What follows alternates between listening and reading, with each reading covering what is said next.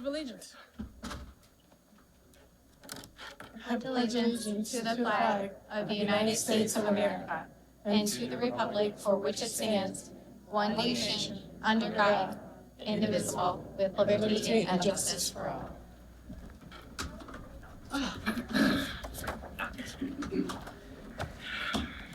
Pursuant to the general provisions, Article 3-305 and 3-104, the Board of Education of Queen Anne's County met in a closed session to discuss the appointment, employment, assignment, promotion, discipline, demotion, compensation, removal, resignation, or performance evaluation of appointees, employees, or officials over whom this public body has jurisdiction, and any other personnel matter that affects one or more specific individuals. Now that that's been read, can I get a motion to move into open session? Can I make a motion to move in open session at 6:03 p.m.? I second that. All in favor? Aye. Sorry. We're gonna keep moving forward. Has everybody had an opportunity to review the agenda? Yes. And can I get a motion to approve? Can I make a motion to approve the Queen Anne's County Board agenda on April 2nd as presented? I second. All in favor? Aye. Aye. In the essence of time, since this is our first full meeting in 2 months, hopefully everybody has reviewed the minutes for the working sessions that we've done. Can I get a motion for the February 5th, open and closed, February 19th, budget work session, February the 26th, budget work session, and the March 19th, open session? Can I make a motion to approve the February 5th open and closed session, the February 19th open budget work session, the February 26th, the open budget work session, and also the March 19th open budget work session? I second that. All in favor? Aye. Thank you. And then we get to the fun part, Energizer Bunny.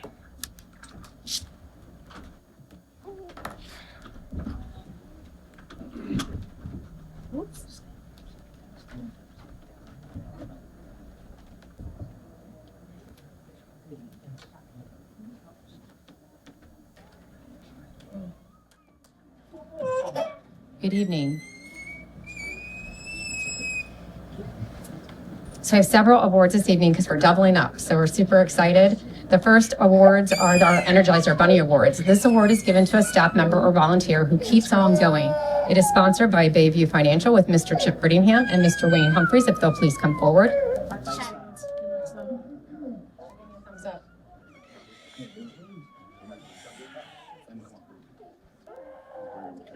Ray, are we good?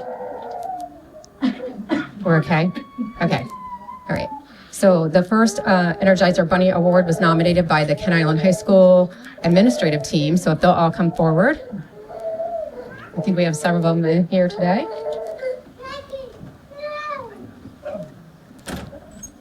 And the Energizer Bunny is Tracy Betcher. She'll please come forward.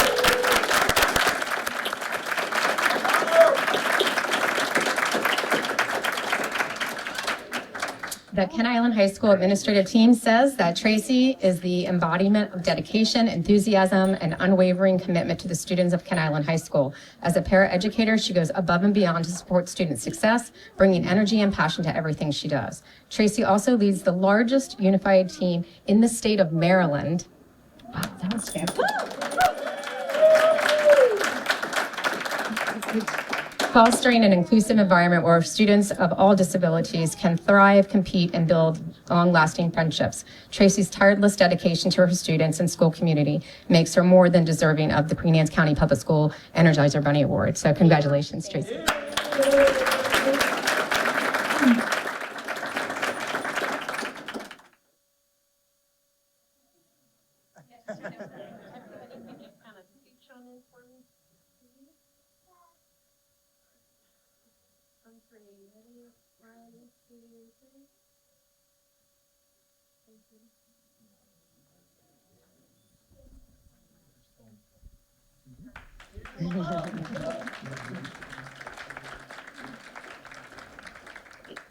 Our second Energizer Bunny Award was nominated by the Ken Island Elementary School team. And their Energizer Bunny is Mr. Francis Cruz.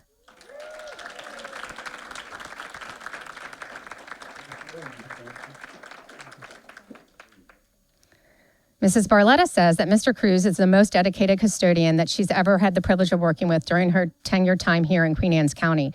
Mr. Cruz takes pride in his work, and it shows at Ken Island Elementary School and as one of the cleanest schools in the district. When he sees something that needs to be fixed, cleaned, or replaced, he does it in a timely manner. When another custodian is out and shifts need to be covered, he offers to work overtime and even works on the weekends to make sure that his job is complete. Not only is he willing to do this for our school, but also for other schools in the county. Mr. Cruz works the daytime shift at Ken Island Elementary School, and the students look forward to seeing him at breakfast and at lunch. Many students seek him out during the day to talk with him as well. We could not ask for a better custodian, and we are so lucky to have you, Mr. Cruz, at Ken Island Elementary School.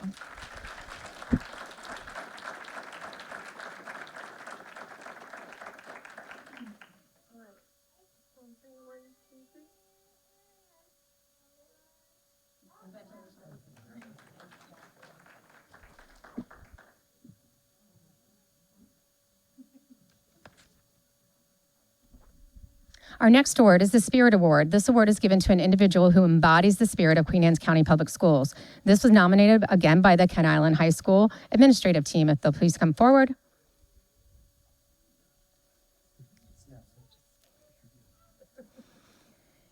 And their Spirit Award for this month was Debbie Parsons.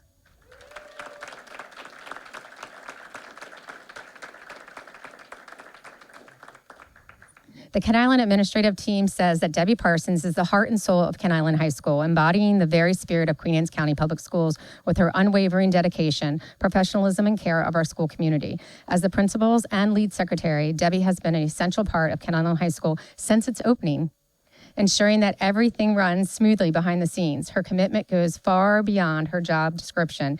She is the steady hand that keeps the school on course and the problem solver who keeps the ship sailing no matter the challenges. Debbie's impact is immeasurable, and her passion in supporting students, staff, and families makes her truly deserving of the Queen Anne's County Public School Spirit Award. Congratulations, Debbie.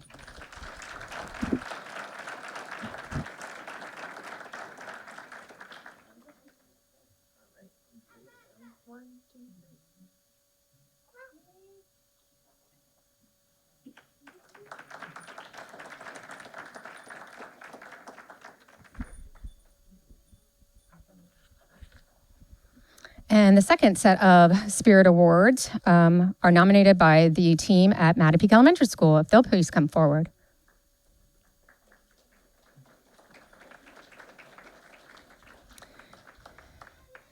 And this Spirit Award is going to 3 individuals that will all come up together, and that is Heather Hubert,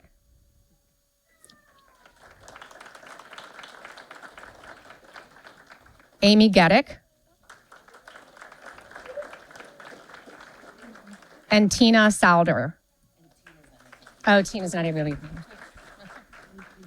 Mrs. Kovich says that Mattapique Elementary School is extremely fortunate to have these 3 amazing full-time special education paraprofessionals. Heather, Amy, and Tina are all extremely dedicated and worthy of this month's Spirit Award. And when we need extra coverage in the classroom, they are more than happy to step right up wherever they are needed. Whether they are in the classroom, the cafeteria, or working with a small group of students, they command the attention and respect of staff and students alike. Teachers and students rely on their expertise and professionalism, knowing that they are committed to helping every student succeed. Their work ethic is unparalleled. We can always count on their dedication in every way. They are always eager to participate in professional development opportunities to further their knowledge and skills. Mattapique Elementary School would not be the same without their enthusiasm, positivity, and dedication to our students, staff, and families. So thank you, ladies.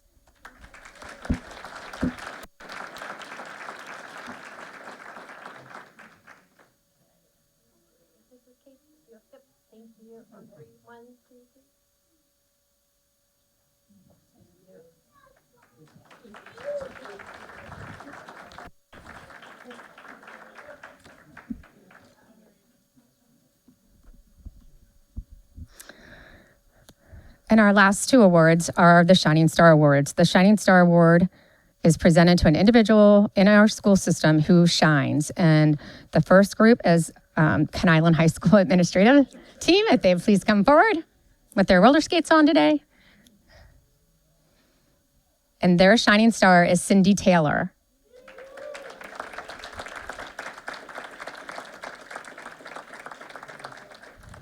The team says that Cindy is the heart and soul of Ken Island High School cafeteria, ensuring that nearly 1,200 students receive not just meals, but warmth and kindness every day.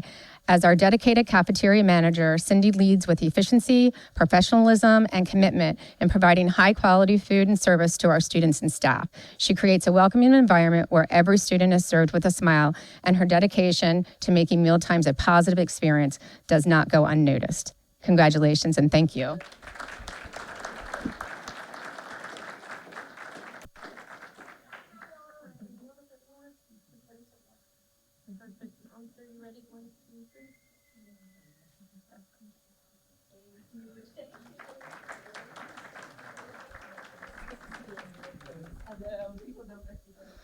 And our last award for this evening is the Shining Star Award, and this is from the Ken Island Elementary School team. And their shining star is Andrea Fila.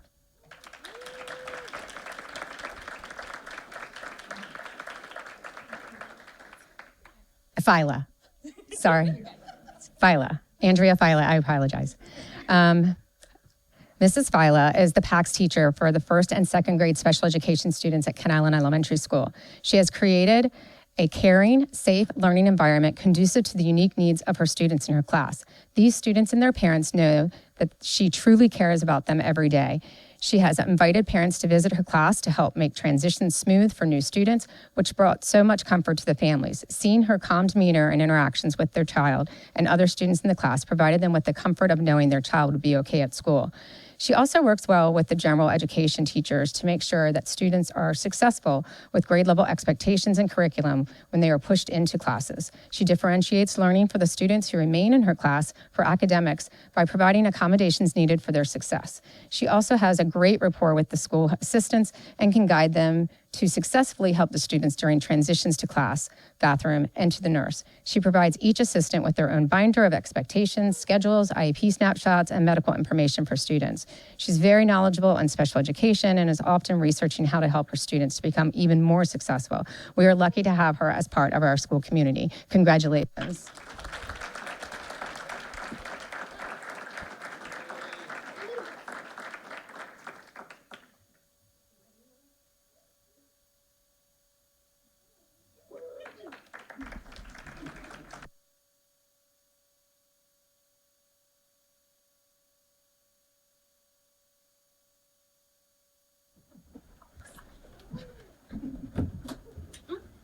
Take it out. Let's go.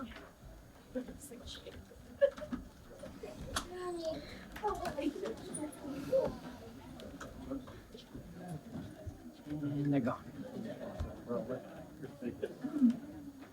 I have the list.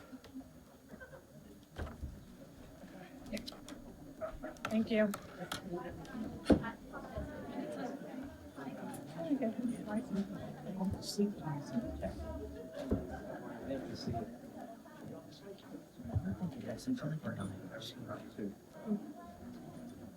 I don't see him.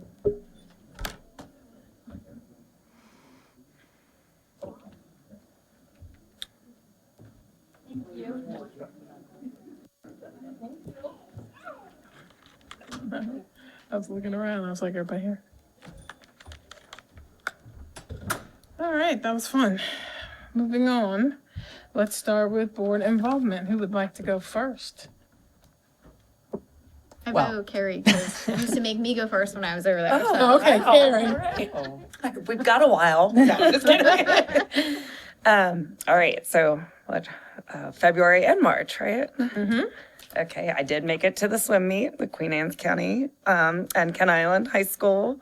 I also made it to an ice hockey game. The middle school, I guess, has a combined team in the county, and they're really good. Anyway, it was fun to watch them play. Also went to a bunch of basketball games, track meets, lacrosse games. I did go to Queen Anne's County High School and had a great tour there, mainly in the CTE Center. Really impressive. Thank you, Dr. Kibler and everybody at Queen Anne's. Also went to Sudlersville Elementary and saw the community school and the School-based health center. thank you, school-based health center and all the great stuff going on there. We went to the Graysonville Wax Museum. Always fun to see the students and push the buttons and watch them act like historical figures. I went to the networking hour at Ken Island High School. They tried to put me to work, but I kind of avoided it. But anyway, it was really neat to see the students getting interviewed. And anyway, I was very impressed with the career readiness program. And also the, I think it was Willow Roots Photography that came in and did they did headshots of all the students. And anyway, they were really amazing. So I was actually watching them do that. But that was really great of them to do that. I went to some May legislative meetings and the commissioner's budget meeting. And thank you to the commissioners for the extra money. So anyway, nice. appreciate all the support from the county commissioners. Oh, goodness. And one more thing. I also was asked by Ken Island Scout Troop 278 to help them with their Citizens in the Community Merit Badge. So hopefully they're watching, and they made them watch last month and again this month. So anyway, hopefully they earned their badge. Thank you, Ken Island Scout Troop 278. Very nice.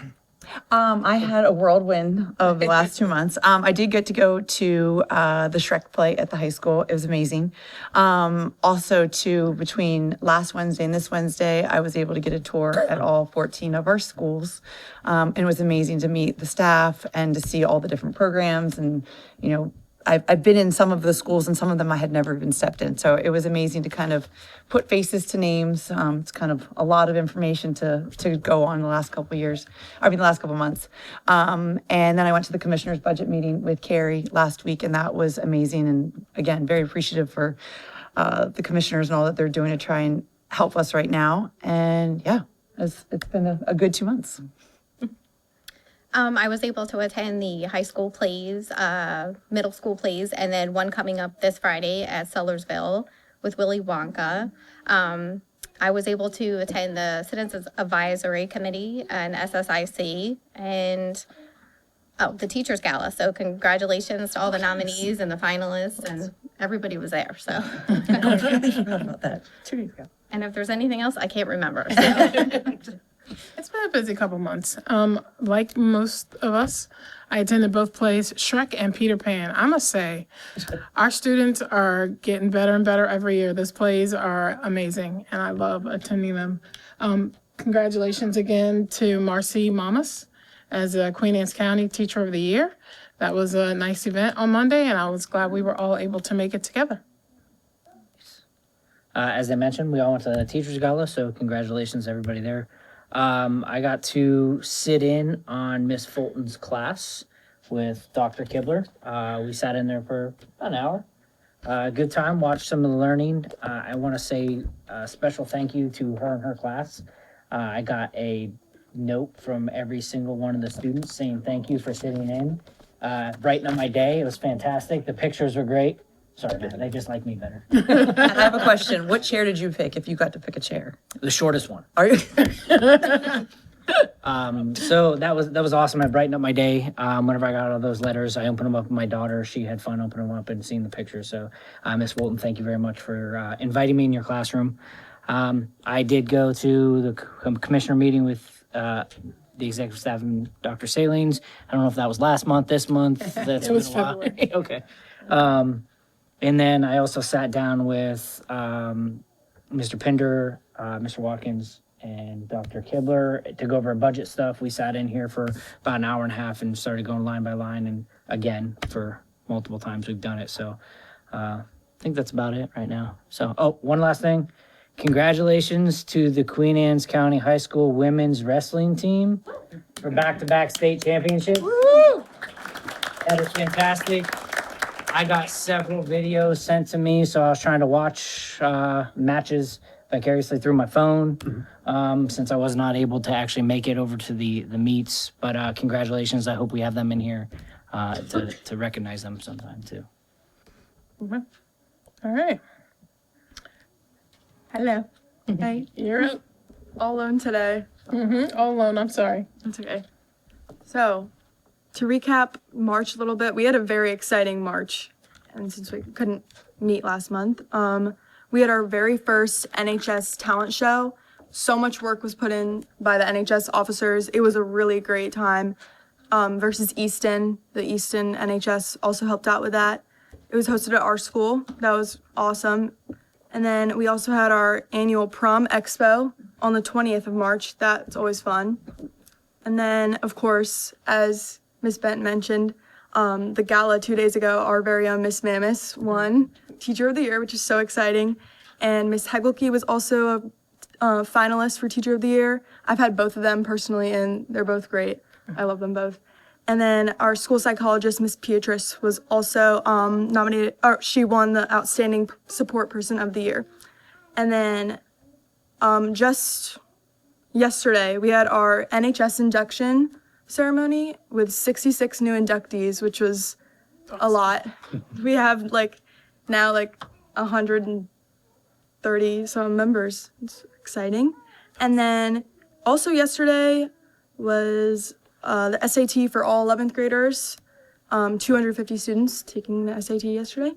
And now that was just kind of what would have been said last month. And then tomorrow we have our first home unified bocce ball meet.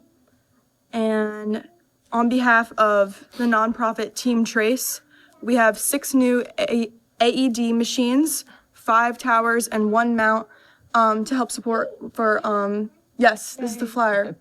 Yes, to help support from preventing death by cardiac arrest. And that nonprofit is in honor of Trace, a boy who died at the age of 3 from congenital heart disease. So we thank them for all that. That's really helpful. And then we have our superintendent-sponsored NHS Senior Luncheon on April 23rd. That's coming up. That's exciting. I'm excited for that. And then Chesapeake College is coming to talk about dual enrollment for next year for their students. Lots of field trips have been going on. That's always fun. Biology went to Horn Point. Government will be going to Philly, which I went on that trip sophomore year. It was really fun. And then world languages will be going to Washington College. And then state testing begins April 30th. Of course, we have spring break in there. It's much needed. And then on May 1st, we have art scene for all grades, all schools in the county, which is really great. Definitely encourage everyone to go to that. I've been the last few years and it's really awesome. There'll be food trucks, as Mr. Harding told me. And yeah, that's May 1st. And I encourage everyone to go. And that's everything for now. Thank you, Ms. Schrader. Does anybody have a report from Ms. Smith From, for Queen Anne? oh, I do not know. She couldn't be here tonight. All right, well then we'll keep moving on. Thank you very much, Superintendent. Yes, so I did the plays. Literally amazing. So look forward to them and got to do a lot of the things with the board members in and around. But I do want to take an opportunity to just give a shout out to Economy Roofing. They are just such faithful partners to us. Sometimes our students come to school and they don't have money for lunch, and they end up getting a lunch account that accumulates money.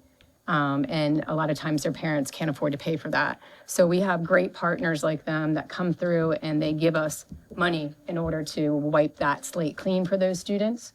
So you can see here, we got $4,249.18. That's awesome. So thank you. If you see them or you know them, please thank them. For us, they are just wonderful partners, and I wanted to recognize them. That's fabulous. All right. Now is the time for citizens' comments. We ask all speakers to keep in mind the following guidelines. Speakers should sign the roster, including their telephone numbers and addresses. Comments should be limited to 3 minutes in length. Comments longer than 3 minutes should be submitted in writing. Statements to the board should relate to a matter of general policy over which this board has authority. Comments about the actions or statements of individual staff members are not appropriate for public comment and should be referred to the superintendent of schools or the board president.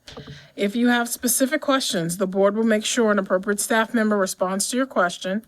The board respects your desire and right to convey your message freely, but ask as a courtesy to this board and our citizens that you show respect for all. First up, Mr. Richard McNeil.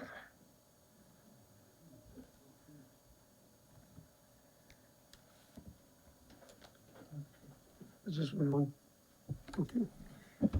Good evening, Richard McNeil. I have missed seeing the smiling faces up here since Christmas, so storms and everything else. I represent myself, but especially the retired school personnel, and I'd just like to make a couple of comments. One, same as what you had said, the plays this year were outstanding. They always seem to be outstanding, and it's just great to see the talent that comes out. And I'm looking forward to the end of April and May for the art, to see that. And as I was telling Dr. Bell, the kindergarten, middle, and high, when you get to see the progression and how it goes, is just outstanding. And that comes from the skills that the teachers bring out in that, and a lot of students don't feel they have an artistic talent, but it does come out. So just to say thanks to the drama departments. I know that in the middle of the budget, and you're almost to the end, I hope that somebody has been monitoring on the state level House Bill 0350 and 0352. I don't know whether you're familiar with that or not, but if that passes and the governor signs that, that could add another $100,000 to $200,000 back to the counties towards contribution to the pension system. So I'm hoping that somebody has been aware of that and so forth, because that on top of everything else, that just adds another burden to the local community. Our organization wrote a letter in opposition to that, just on that aspect. And so I just wanted to bring that up. I know the legislative issues, I think, finishes up Friday. I think I think it is. It's sometime soon anyway. So I know that's in that. Our retirement group has been contributing back to the community. Just to mention, we gave over 160 pairs of gloves in January into December. This last time in March, we collected several boxes of things that go to Haven Ministries for the homeless and so forth, in terms of toiletries and so forth. And as I close out, I just want to note that there was a great tribute for Madeline Hollis about 2 weeks ago. A great teacher. She was a member of the board for 10 years and just an outstanding person for the community. Just recently, Charles Emery passed. He was a worker here in the county, and just the other day, Pam Edwards, one of the counselors who was battling ALS, she succumbed to that. So great people. I knew all of those folks and so forth. So just wanted to say thanks to them. Thank you. Thank you. Thank you, sir. Amanda D'Onofrio.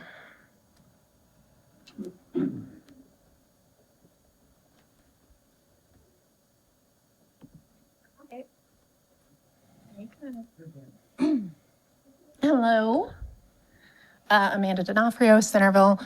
I wanted to come today and say that I am part of the Citizen Advisory Committee for my children's school, and I think that that is really important, and I think that a lot of parents would like to be engaged more in that way.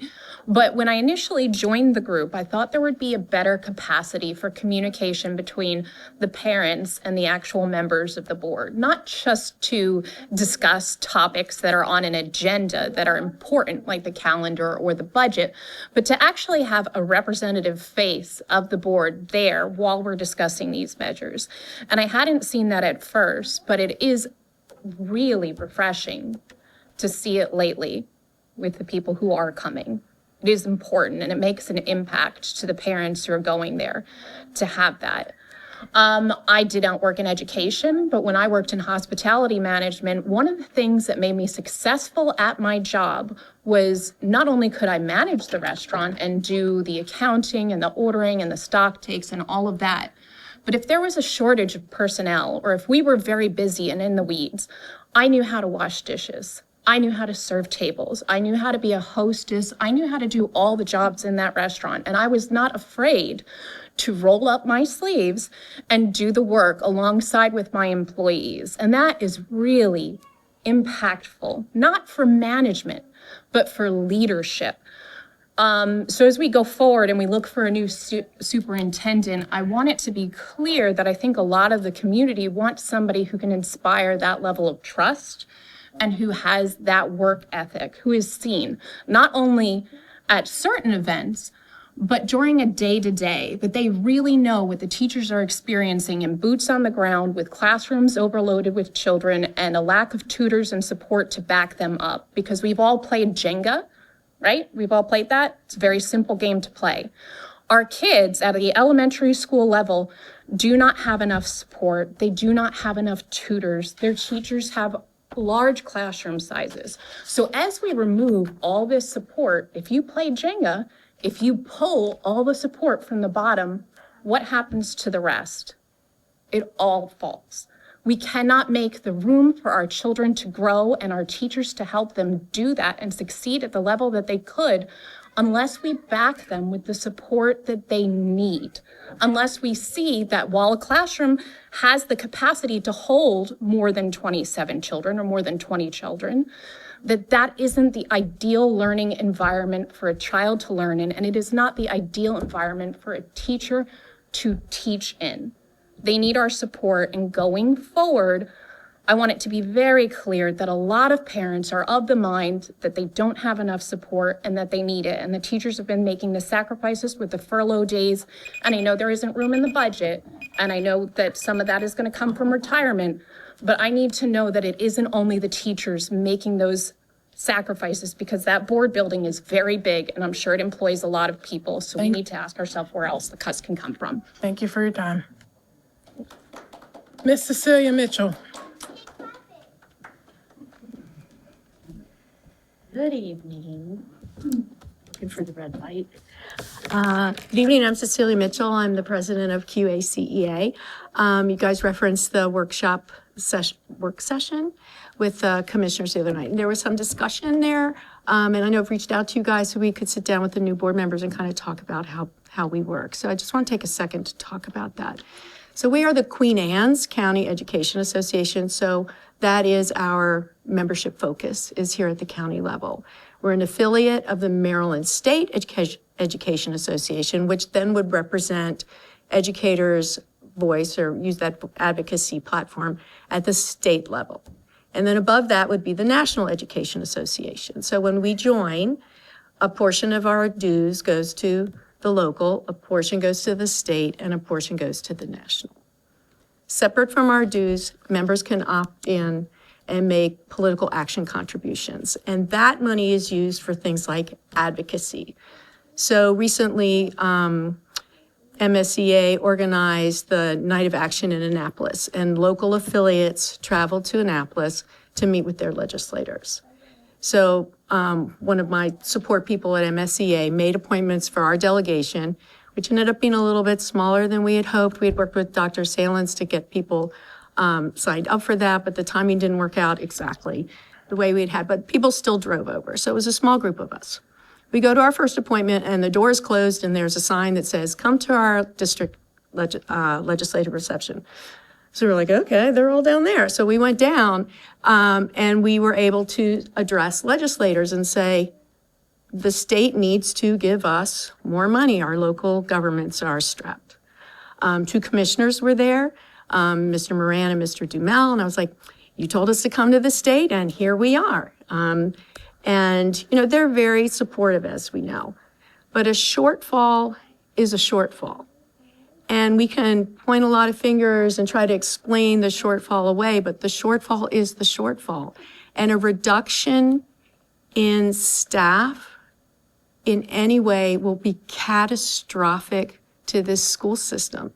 I'm sure Dr. Salins has explained to you. I feel like and as the speakers who just spoke, like we are strapped for human resources. We're the largest employer in the county, so yeah, we're going to take the largest part of that. It is a human-dependent nonprofit, public service. We're not in for it for profit. The school board doesn't come out with a surplus and say, oh, we taught all these kids and we've got $5 million to take to the next year. It doesn't work that way. So a shortfall is a shortfall. It is a challenge. I'm going to see the governor on Friday. I know their budget is set, but we still ask, we still ask, we still ask. So thank you for what you do on behalf of us, but a shortfall is a shortfall, and a loss of people will be catastrophic. So whatever we can do together to avoid that, it would be great. So thank you. So I can't make out the last name, but I believe the first name is Fred. Yes, unfortunately tonight you have two McNeils here. Ah. Good-looking McNeil, bad, and the ugly. My name's Fred McNeil. I spent 30 years as an educator here, and I sympathize with you. I spent 4 years on the Board of Ed, all right? So I know what you're going through. You're doing a great job, okay? What I'd like to do tonight is do something you don't get enough of, and that's thank you. Dr. Salins and his staff has rescued us. There's a group of 50 veterans. It's called the Centerville Veterans Information Center. We meet every Monday at the American Legion. And Dr. Salins and her staff has been a hero. We had 325 veterans at the high school gym Saturday with bands, et cetera, all that Dr. Salins and her staff arranged for us. And we really appreciate that. We really do. I also want to thank Carrie. Carrie, where'd you go? She leave? Nothing's here. Oh, Carrie. I can call Carrie and she says, oh God, here's Fred again. She makes sure the printing's done, it's done on time, and it's done correctly. I appreciate that. Jolene Gottlieb, I don't know how she does the job she does. She prints all of our flyers and makes sure they're done correctly. Helen Burton last week folded 300 flyers for us, all right? That's a lot of manpower and she did great. And Laura Walls at the high school, we had a walk through there last Friday before the event. She took us around, made sure the custodians were there and all the support, all right? So I thank you very much. You're doing a great job. And don't listen to any McNeil. Okay, thank you. Thank you. Thank you, sir. Thank you.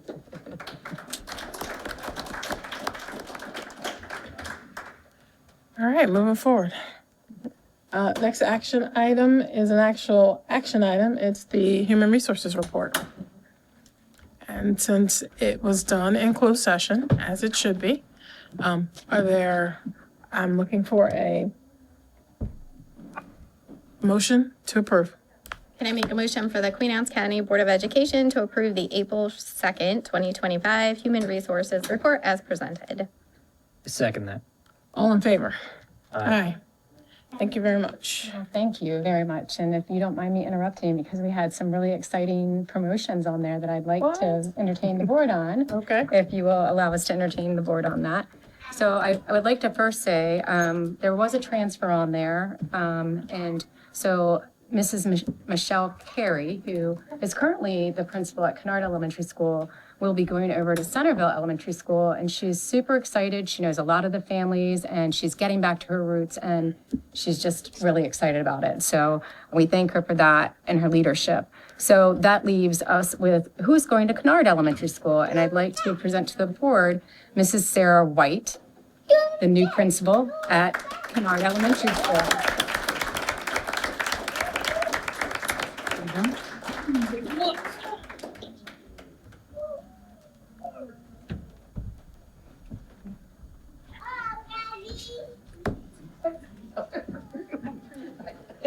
So congratulations, here's a picture. If the board would like to introduce themselves, then I'll get the mic ready.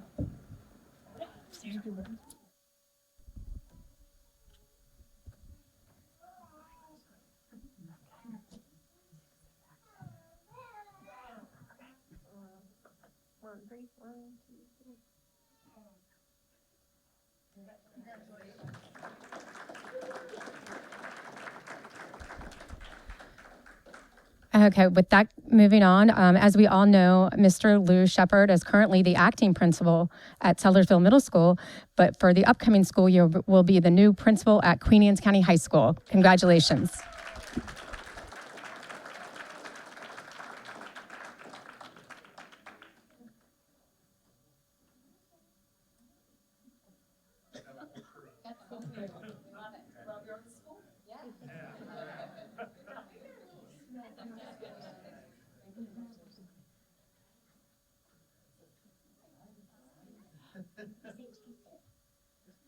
Can everybody look at me and say cheese on 3? Ready? 1, 2, 3. Great job. Good job.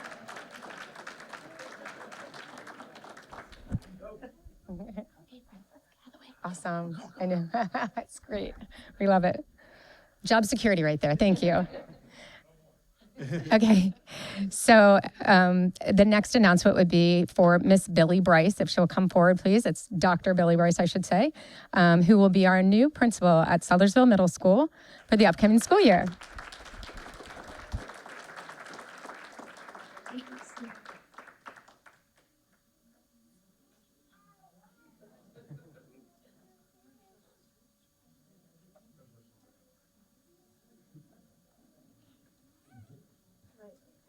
One, two, three. You want to have your whole family? You want to have your whole family?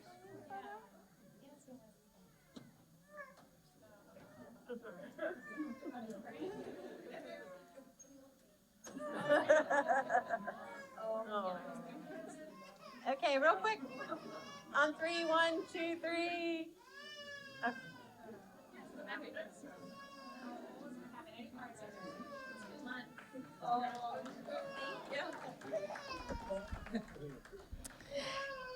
And last but not least, we have one more announcement. I'd like to invite up Mrs. Stacy Deegan, who is our new principal at Bayside Elementary School.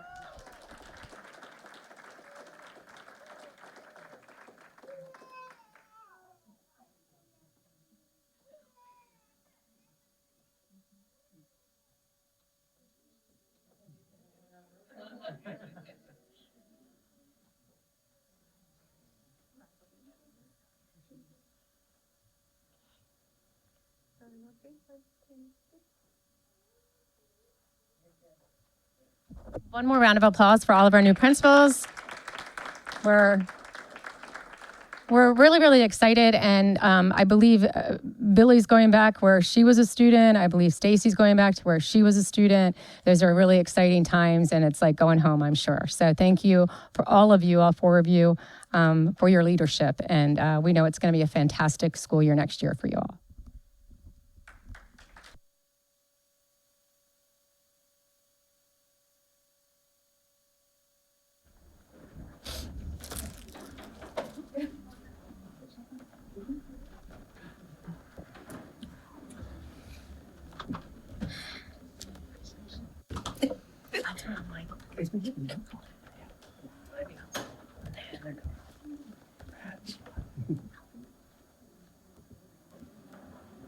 Thank you. That was very nice. Thank you very much. First up on the docket, Mr. Evans.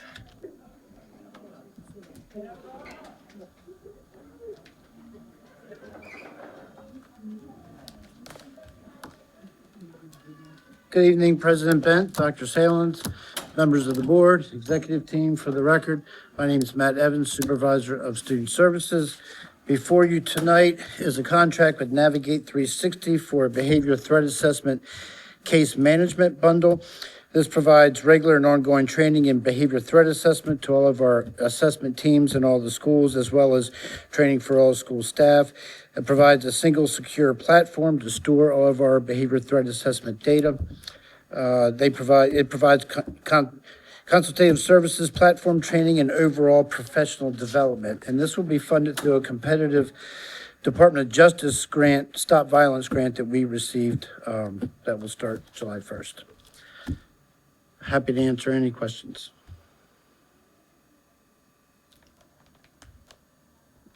Don't have any. Wow. No questions. Of course, Carrie has one. So the award was 166,000? Correct, So, what's the, for 3 years. oh, is that what it's for? Okay. There's a lot to do to keep up the reporting. Anyway, good job, whoever applied. Yes, that's my first federal grant, and it's cumbersome. Yes, I saw that. Very impressive, good. Can I get a motion for approval? I motion for the Queen Anne's County Board of Education to approve the purchase of Navigate 360 Case Manager Bundle to provide all schools with a digital platform for asynchronous trainings, e-learning, and data storage of all behavior threat assessments and risk assessments. Fiscal impact is $53,625.00. Budget source is DOJ BJA Stop School Violence Grant. I second that. All in favor? Aye. Thank Thank you you. very much. All right, Mr. Tolley.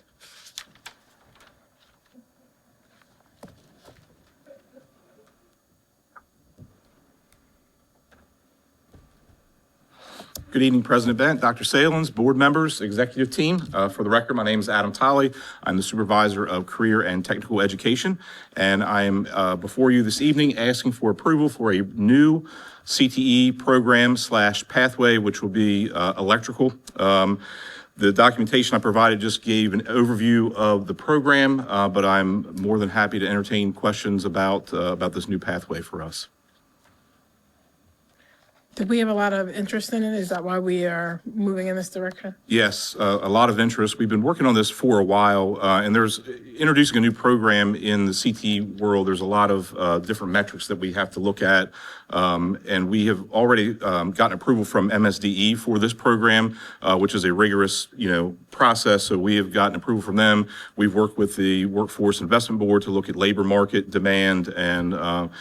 As you all know, the trades programs in our district have really blown up, and this will certainly fill a need there, help to ease some of the overflow in those trades programs. But electrical is a very in demand pathway, so we are happy to be able to do this if approved. So did they end up with a certificate at the end? They will. They'll have a certification. This program will run just like our other trades programs in terms of courses. It's a 6-credit pathway. It also, electrical also lends to apprenticeship opportunities more so than some of our other programs, just because it has been established. Apprenticeship program in electrical has been established for a long time, so they will have that. They also have the opportunity to go to Chesapeake College. They're starting a new electrical program, so they'll do level 1 electric with us, and they can go to Chesapeake College and start automatically into electric 2 and have those hours that they are doing count toward their apprenticeship program if they decide to pursue that. Okay, thank you. Any other questions? I'm all for this and every other CTE program that we can bring in. So we Thank you. appreciate your work in bringing these two, because I think as a whole society, we don't have enough CTE. So we appreciate your efforts here. Thank you. Thank you very much for your support. Can I get a motion for approval? I make a motion for the Queen Anne's County Board of Education to approve the new CTE electrical program for the 25-26 school year. Fiscal impact is $0 and budget source not applicable yet. I second that. All approve? Aye. Before you leave, I do have one question that's not related. Sure. The program that we have, where we have students that graduate from firefighting, Yes. has that been impacted by some of the laws that have changed? Because I know that they closed one of the Maryland firefighting campuses while there were students in the middle of it. Does that impact us in any way? We have not been impacted, and as you know, fortunately, we have this Upper Shore Training Center right in our backyard. So we haven't heard of any upcoming closures to that on the state level. So we are going to run that program, continue as we are. So. The only other thing I asked is that can we make sure the board gets invited to the graduation? Because I missed it last year. Absolutely. We have a meeting with them on Monday, or actually Tuesday, to go over plans for graduation. So yes, tentatively it is the Thursday before Memorial Day. Thank you. Yes, absolutely. Thank you all very much. Next, Dr. Rankin.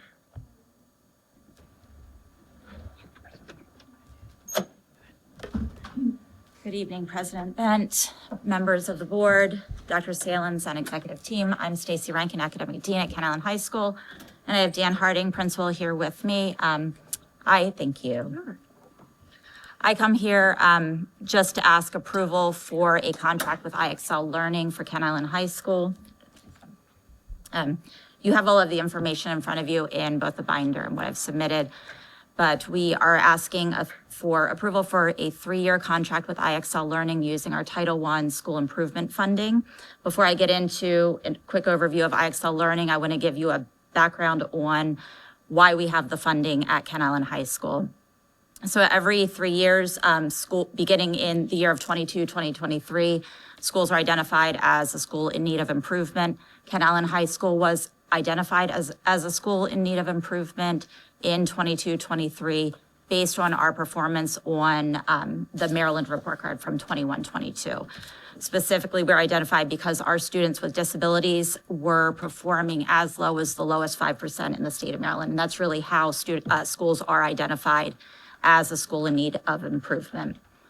We will know if we exit in 26, 27 based on our performance next year. And if our students with disabilities improve, that's great. But if any student population, whether it be ethnicity, race, economically disadvantaged, perform at that rate, we will still be considered a school in need of improvement. Since we were identified, we get funding from the state through Title I funding, and that is specific to those schools that have been targeted. We can only use the funding for activities that are going to support improvement in our school and student achievement, and any activity that we're doing must align with ESSA's top 3 tiers of evidence. So that leads us to IXL. How do we get to where we are tonight? In January, we were notified that we needed to reallocate Title I school improvement funding. So we worked with our staff. We had staff members recommend IXL Learning. They had experience using in high schools in other states and or other schools across this state, and really recommended the outcomes from that. So I worked with our supervisor of English, math, and special education to meet with the consultants of IXL Learning. Based on the information they shared with us, all 3 supervisors were in full support of moving forward with IXL Learning. A quick overview, it does meet the ESSA level 2 tiers of evidence, so it can be used for with the funding. Once we got approval from from our supervisors, I took it back to our school improvement team, shared all of the information with our school improvement team, department chairs. They were on board with taking it to our entire staff. So they shared that information with each member of our school staff. And what you see up on the screen is an overview of the feedback that we received. Just because I can't read that little, I have it written down. 63% of our departments supported using the school improvement funding for IXL Learning, and 37% highly supported it. We did not have anyone not support using the funding for that. Of special note, the departments that highly supported using the funding for IXL Learning were English, math, and special ed department. And those are the ones that will have really the most impact on kind of moving us forward with our Maryland report card scores. A quick overview of what we get with this contract. And I did not note, but they are offering a promotion now that if we partner with them for 3 years, they will give us a promotion that they will give resources to feeder middle schools, as well as the other high school could have access to reading and math for 1 year. There is no commitment for them to do anything past the 1 year, but if they're interested, they would work with them. But what you'll get with this program, or what our students and staff get, are diagnostic assessments that will really pinpoint a student's high school proficiency in English and math. From that diagnostic that will be taken 2 to 3 times per course, students get an individualized learning plan. That really aligns with our blueprint requirements, where we must provide our students that are not meeting college and career readiness requirements with targeted support and assistance, and this really supports that. There is more information in your folder of other ways it aligns with the blueprint. So it creates a personalized learning plan for the student based on their diagnostic assessment to kind of fill in those gaps and improve their proficiency. Instructional and testing support is also provided with the 3-year contract. Students and teachers will have access to instructional resources in English, math, science, social studies, and Spanish. The reason we're getting at a discounted rate is they're still working on building the science and social studies components. However, they will have access for Algebra 1 through Calculus and Math, all of English 1 through 4, Chemistry, and Biology, and they're in the process of building out Physics. They'll also have instructional support for Social Studies, U.S. Government, and U.S. History. Another interesting fact is that it completely aligns with our state standards as well as some of the textbook resources, so teachers can use it as a resource. The feedback that you might have seen in the slideshow, our English teachers specifically were so excited that it perfectly aligns to my perspectives. They can go in, the short stories they're reading. It will create almost lesson plans and instructional tools for the students. And it also offers the Wyzant tutoring resource. I wasn't familiar with that, but one of our supervisors said that it's a great resource for tutoring and at-home support and offers a range of pieces. The last piece that IXL offered that other resources did not is that testing support. Similar to the learning plans, it creates a testing prep plan for state and national exams. All of the exams that you see up here are either college and career readiness exams that work towards a student being able to be identified as college and career ready, or state assessment requirements, and they all factor into our performance on the Maryland report card, which again, that's what drives whether or not we're identified as a school in need of improvement. So if we are able to get approval to partner with IXL for the next 3 years, what we expect to happen after using the diagnostic specifically with our 9th and 10th graders at a minimum in English and math, as well as our 11th and 12th graders that have not yet performed college or met college and career readiness expectations, using the instructional learning plans as well as the testing prep, we expect to see an increase in attainment of college and career readiness, an improved ability to identify students that are not meeting content level standards in their English, math, science, or social studies class, increased proficiency on all state assessments, and that will directly result in an improved Maryland report card performance. They've started studying, doing more research specific to its impact in Maryland, and what they found is based in the 23-24 school year, there was a correlation between schools that were using IXL Learning math in grades 3 through 8 and an improved proficiency on math MCAP, and that is an area that we're struggling in across the state. So we look to see that happening at the high school level as well. Any questions? I don't have any. So, of course, questions. So you can also pass it on to Stevensville and Mattapique Middle? Is that what you were saying, the feeder schools? Correct. So what they would have access to is the test prep, and they would have that from the time we signed the contract through the end of the summer, is what was explained to me. So if they wanted to like test it out and see if they liked it. Correct. The Queen Anne's County High School would have access to the reading and math program. They wouldn't have science and social studies or Spanish, but all of the test prep resources. So that would give them an opportunity to offer the required targeted assistance for students not being college and career ready as well. For the same time period as when you sign it till the end of summer, or for the whole 3 No, they would years? get the 25-26 school year. And again, I said, are they locked in? Is there any sort of commitment if they say, yep, this isn't working for me? And they said, absolutely not. But if they are ready to move forward, and I believe Ms. Passon has already been in contact with other grant funding to see about getting them on board. So in the event she is able to use that grant funding, then we could look at taking the reading and math and moving that to a middle school instead of the high school. To me, I like that you got staff feedback, so thanks for on that. Can I get a motion for approval?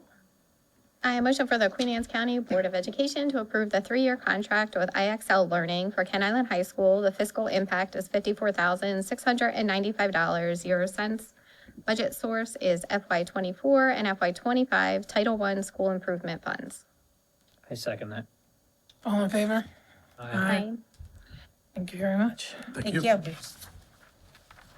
Barricklow.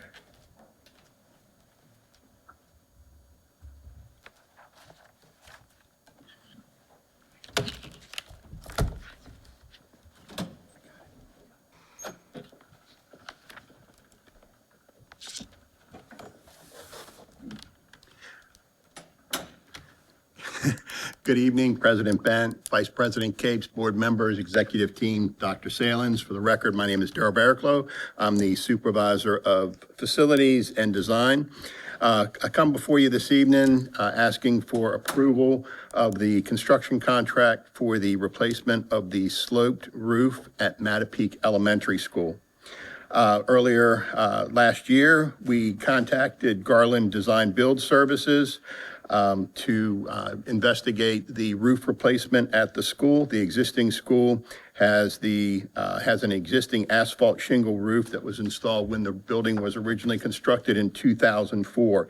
The asphalt shingles are failing, and we've got several leaks through the sloped areas of the building. So we've contacted Garland. They came out and did a survey, developed a scope of work, and produced construction documents, and met with several contractors for a pre-bid meeting, and subsequently bidded the project. Bids were received on March 4th with 4 bidders submitting bids. Apex Construction submitted the lowest responsible bid at $3.474906. For the record, Apex is the same contractor that previously did Queen Anne's High School last summer and Ken Island High School the summer before. So the scope of work for this project is the removal of the asphalt shingles, the insulation below that. There'll be an investigation and some replacement of some deteriorated roof deck that we know is deteriorated. They'll be installing new insulation and a new sloped standing seam metal roof that would be similar to what was installed at Ken Island High School. Funding for the project is FY26 state and local funding at a 50-50% share. Questions? What is the contract in here for Racine County, Wisconsin? That is the Omnia contract. It's a United States, it's the cooperative purchasing contract. That's what we're riding so that we can utilize Garland Design Build Services. Okay, so even though that the term on this was up October 14th, 2024, they're still allowed to? There was an extension in the package as well. Okay. Yep. Got it. Thank you. Sure. It's kind of confusing. I was wondering why there was like contract from Wisconsin in there. Cooperative purchasing agreements are somewhat confusing sometimes. Yeah, in the compliance questionnaire that they attached to it says 2 bids were received, 1 was deemed non-responsive. So I think that might be incorrect. That's for the overall Omnia contract, not our contract. We're, All right, you very- gave a lot of extra information then. yeah, Okay. well, it is extra information, and the reason for that is in the past, the board has asked for a copy of the cooperative purchasing agreement contract. So we're now incorporating that in with the board items so that that's additional support for what we're asking for. And this one is a 50-50 split state and It's local? 50-50 split, yes. Anybody else have anything? Any other questions? Can I have a motion? For the summer, right? It is, It will be this summer's project, yes. okay. I make a motion for the Queen Anne's County Board of Education to approve the contract to Garland DBS for the replacement of the slope to roof sections at Mattapique Elementary. The fiscal impact is $3,474,906.00. The budget source is FY 2026 state and local CIP funds with a 50-50 split. I second that. All in favor? Aye. You have one more? I do. Yes, you do. Keep going. Okay, next I have for the central office, we have approval of an allocation going to, or a check going to the town of Centerville for water and sewer allocations. This is basically the town's fee for the central office to connect to public water and public sewer. So with that information, we've included as backup material, we've included the letter from the town manager, Carolyn Brinkley, explaining how the fee was derived and the explanation for that. And then also I've included the town council resolution as well as the calculations table that's referenced in the resolution from for the flow calculation table. So the information is all here. The amount due is $165,288. That is actually 75% of the fee. 25% of the fee was previously paid for by the county when they actually acquired all of the property and annexed that in. So the county has already paid 25% of the allocations for that area.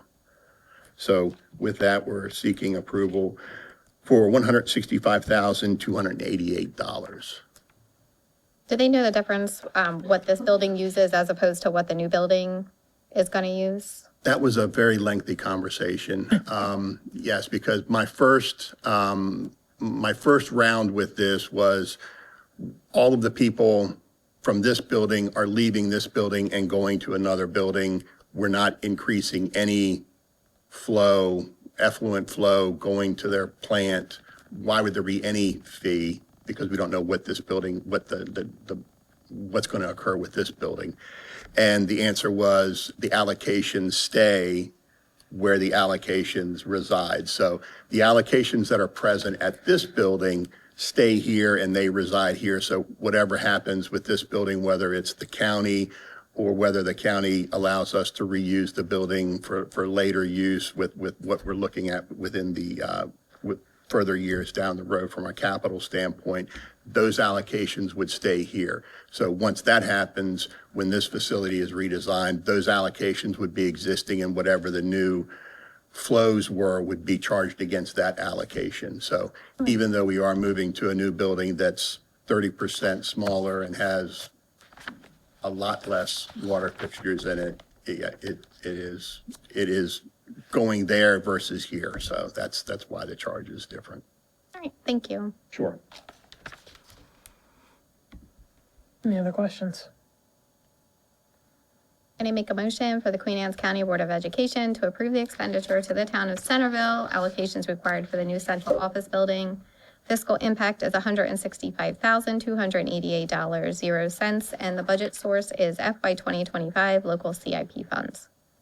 I second that. All in favor? Aye. Thank you.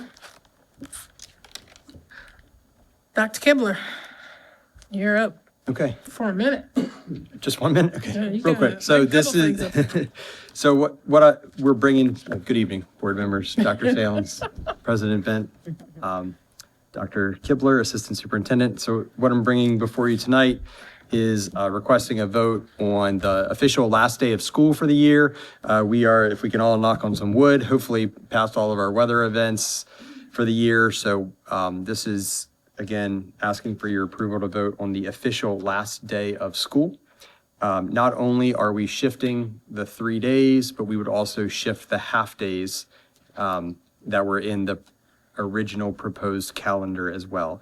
What I've put together for you here tonight is a mirrored copy of what we did as a press release last year when we did the board vote on this, as well as what was requested by our school principals, kind of the easiest way to get the messaging out on what the calendar looks like for the last 3 months, just because you start getting more versions sent around. So if you send one just snapshot of the last 3 months of school, people felt like this was the best way to prevent confusion.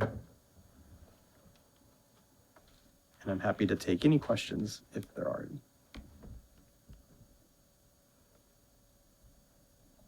None?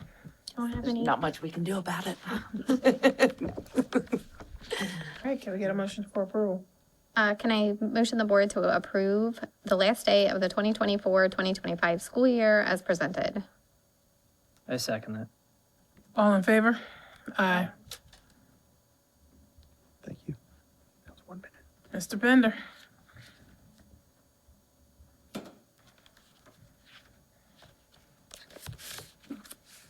Good evening, President Bent, Dr. Sales, board members, executive team. For the record, my name's Sid Pinder, Chief Operating Officer. Here before you tonight with several bus requests. As you know, that when a bus hits 15 years of age, per COMAR regulations, you are not allowed to transport students on that bus within the state of Maryland.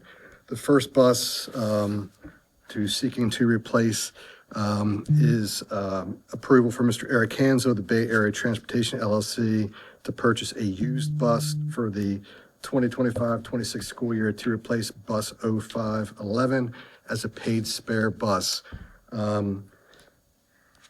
Within the contract fleet, there's 8 paid spares. And what those are for, they are if another bus breaks down, you have to have a replacement for that to fill in for those couple of days. The price tag for this bus would be $8,000. That is already incorporated into the budget. It is not an additional amount because it is replacing the spare bus 0511. It is going out. There is no PVA associated with the spare bus at all. And the funding source would be the FY 26 Fund 1 operational. And again, the physical impact would be $8,000, which is already incorporated into the budget.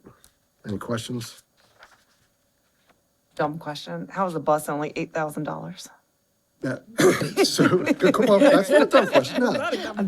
I'm sure I'm missing something. Like I said, per the contract, we allowed them to have 8 paid spares between the 4 LLCs. So they know when it gets to that time that it is a paid spare. It's usually an older bus that's in its 12th, 13th year that is already paid off. So therefore, it's the $8,000. And also, it's about $300 to switch out the radio on there. And then, of course, with the cameras and all, we just take them off the bus that is currently there and put them on there, which falls into our contract. There's no charge for that. Any other questions?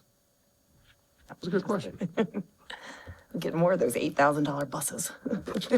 Yeah, the new ones.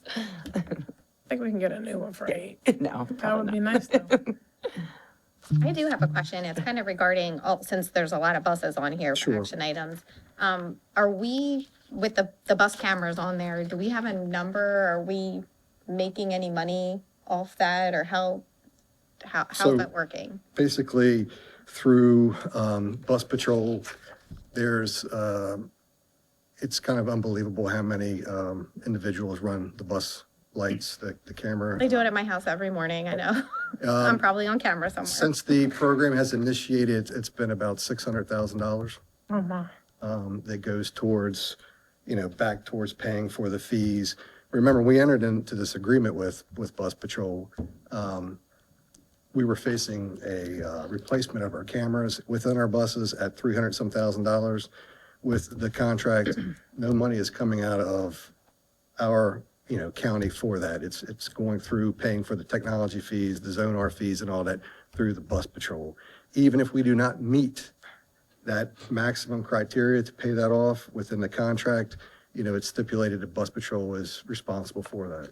Okay. So it's actually been a pretty good partnership, but if to see the statistics that we get each month and the locations and the time of day and where it happens is very alarming.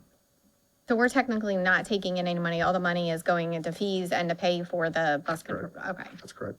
And how long is the contract with them for? Contract will be up this June, and we can renew that again Okay.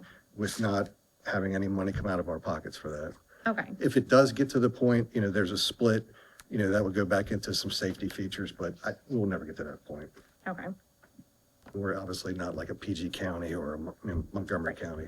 We'll never actually make become like profitable on it, I guess you want to say. We don't want to be profitable. Not profitable, but I'm saying like it could help Want pay for people to buses. stop passing buses. Well, It's not going to happen. I know. Does the sheriff's office get it? Does anybody, like, where does it go? So, yes, good question. So the information that comes out each month is shared with the sheriff's department. It's also shared with our transportation department. We also share that with the four heads of the LLCs, just so they're aware of, particular areas that are vulnerable or high intensity areas. We also, do some training with the bus drivers on that. But it's, like I said, there's a couple of interesting areas that some of them I would suspect, others I'm like, wow, that's kind of. Do you think the drivers know? I mean, what do the bus drivers think? That's a lot. I mean, just out of curiosity, I wonder if it's like an education. No, so yes, and it's part of our training that we go through each year. But I can tell you, before we had this program, it would be a bus driver calling in, hey, such and such car ran my red lights. Now, granted, they're watching the kids get off the bus and making sure, and some of the videos I've watched are very scary.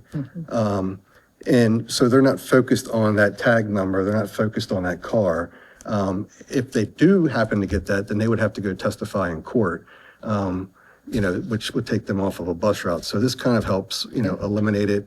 I want to say there's about 12 counties in the state that utilize bus patrol. We did have other contract companies that were looking at this, but they did not want to put cameras on every bus. And I had a hard time with that because, every bus should have it. You shouldn't just pick and choose which buses have the cameras on them. But within that package also comes the cameras inside of the bus that we use quite frequently, for, bus drivers. So to go back to my question. I'm sorry. Yeah. I'm not saying we want to be profitable, but we're using this. Is there like a point where that there is a revenue stream coming in that in the future could help pay for future buses, or how does this contract work with? So within the contract, yes, there would be once you get to a certain point that the fees are paid off, then you would split that with bus patrol. And what we would like to do is put that back into our bus system. Right. Or I can be honest with you, the sheriff's department puts quite a bit of time into this because they are the ones that are reviewing the tickets and reviewing the citations, reviewing the video. So that's another, something else we could think about doing, is helping to maybe compensate them for that because they do put quite a bit of time into this. But if we got to that point, yes, sir, we could. Right, because if we have a lot of buses that we got to keep paying for, as we can see on tonight's agenda. Sure. So I was just wondering if there was that break-even point where we can start feeding this money back into our transportation organization, and when that point looks like it, how far off? Like, is there a projection? Do we have that idea? Well, once we once we start negotiating a new contract, some of the fees on there we can ask to be lowered. Maybe some of the programs on there that we're not utilizing, we can take off. So it's not as large of a fee and we can, cut that down so the revenue that's coming in, then yes, we could potentially split that. But that will be within the next 2 months of working on that. Thank you. Mm-hmm. Any other questions? Do I have anything? No. I motion, sorry. No, go ahead. For the Queen Anne's County Board of Education to approve Mr. Arcanzo of Bay Area Transportation LLC to purchase a used bus for the 2025-26 school year to replace bus number 0511 as a paid spare, fiscal impact PVA, budget source, FY26 operating budget, transportation. I second that. All in favor? Aye. Thank you. Second bus purchase we have is for approval for Mr. Clarence Pritchett of the Bay Area Transportation LLC to purchase a new bus for the 25-26 school year to replace bus 3711. That will have met its 15 years allowed by Comar. The budget source is the Fund 1 operational FY26 PVA in the amount of $25,527.11. Just to give you a reference, the PVA is a per vehicle allotment, and that goes to help cover the cost of the bus, repairs, those types of things, because there's 3 different categories. The bus drivers get paid to their contractors. It's the PVA, the mileage, and the hourly rate. That will be a increase to our budget, which we've forecast in advance of $9,148.61, because the PVA back in 2011 was $16,378. So that money's already there. This will be an additional $9,000. What we're looking at coming in next year for price-wise for buses is about $157,000 for a regular 72-passenger bus.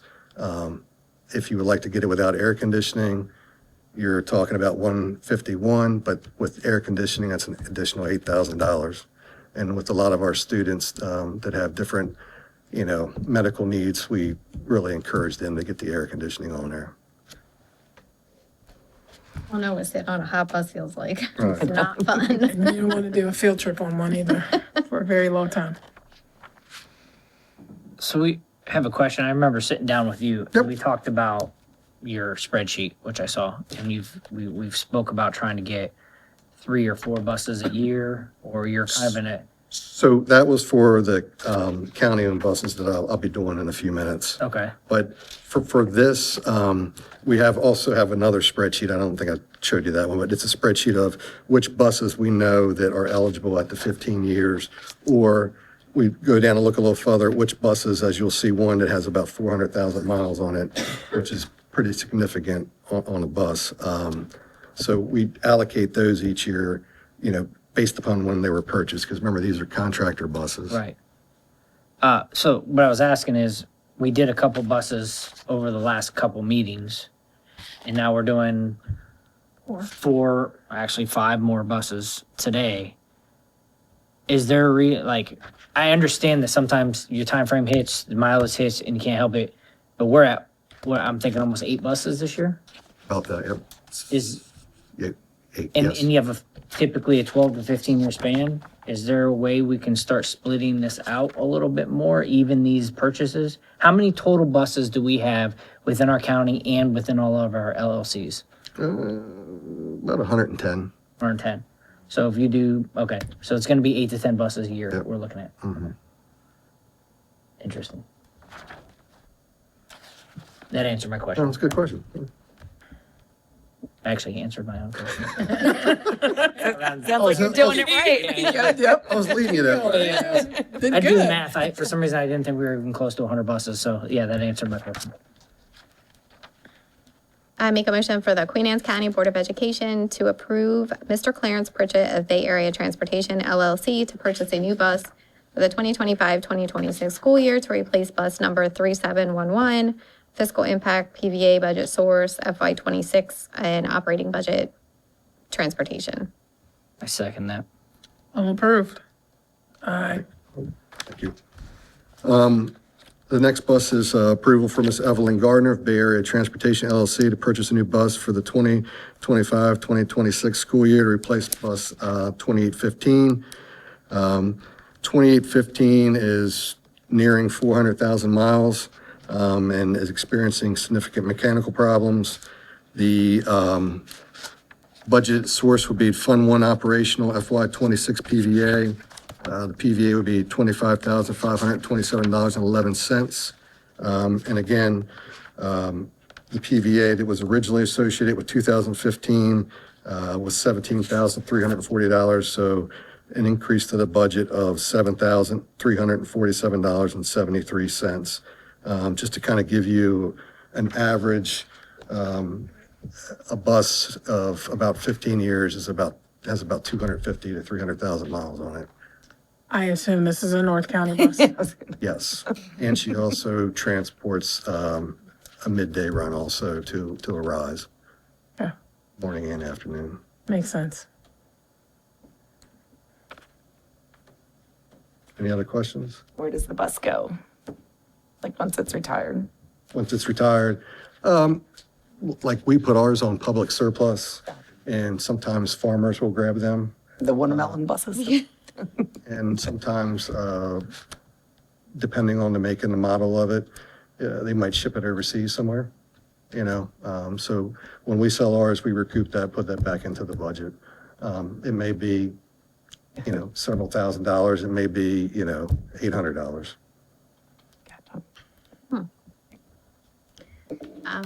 Motion for the Queen Anne's County Board of Education to approve Mrs. Evelyn Gardner of Bay Area Transportation LLC to purchase a new bus for the 2025-26 school year to replace bus number 2815, fiscal impact PVA budget source FY26 operating budget transportation. I second that. All approved. Aye. Thank you. The next bus we have is approval for Miss Heather Hanzo of the Northern County Exchange LLC to purchase a new bus for the 2025-2026 school year to replace bus 6311. Again, this is a bus that has met its 15-year life cycle. The budget source is Fund 1 operational FY26 PVA.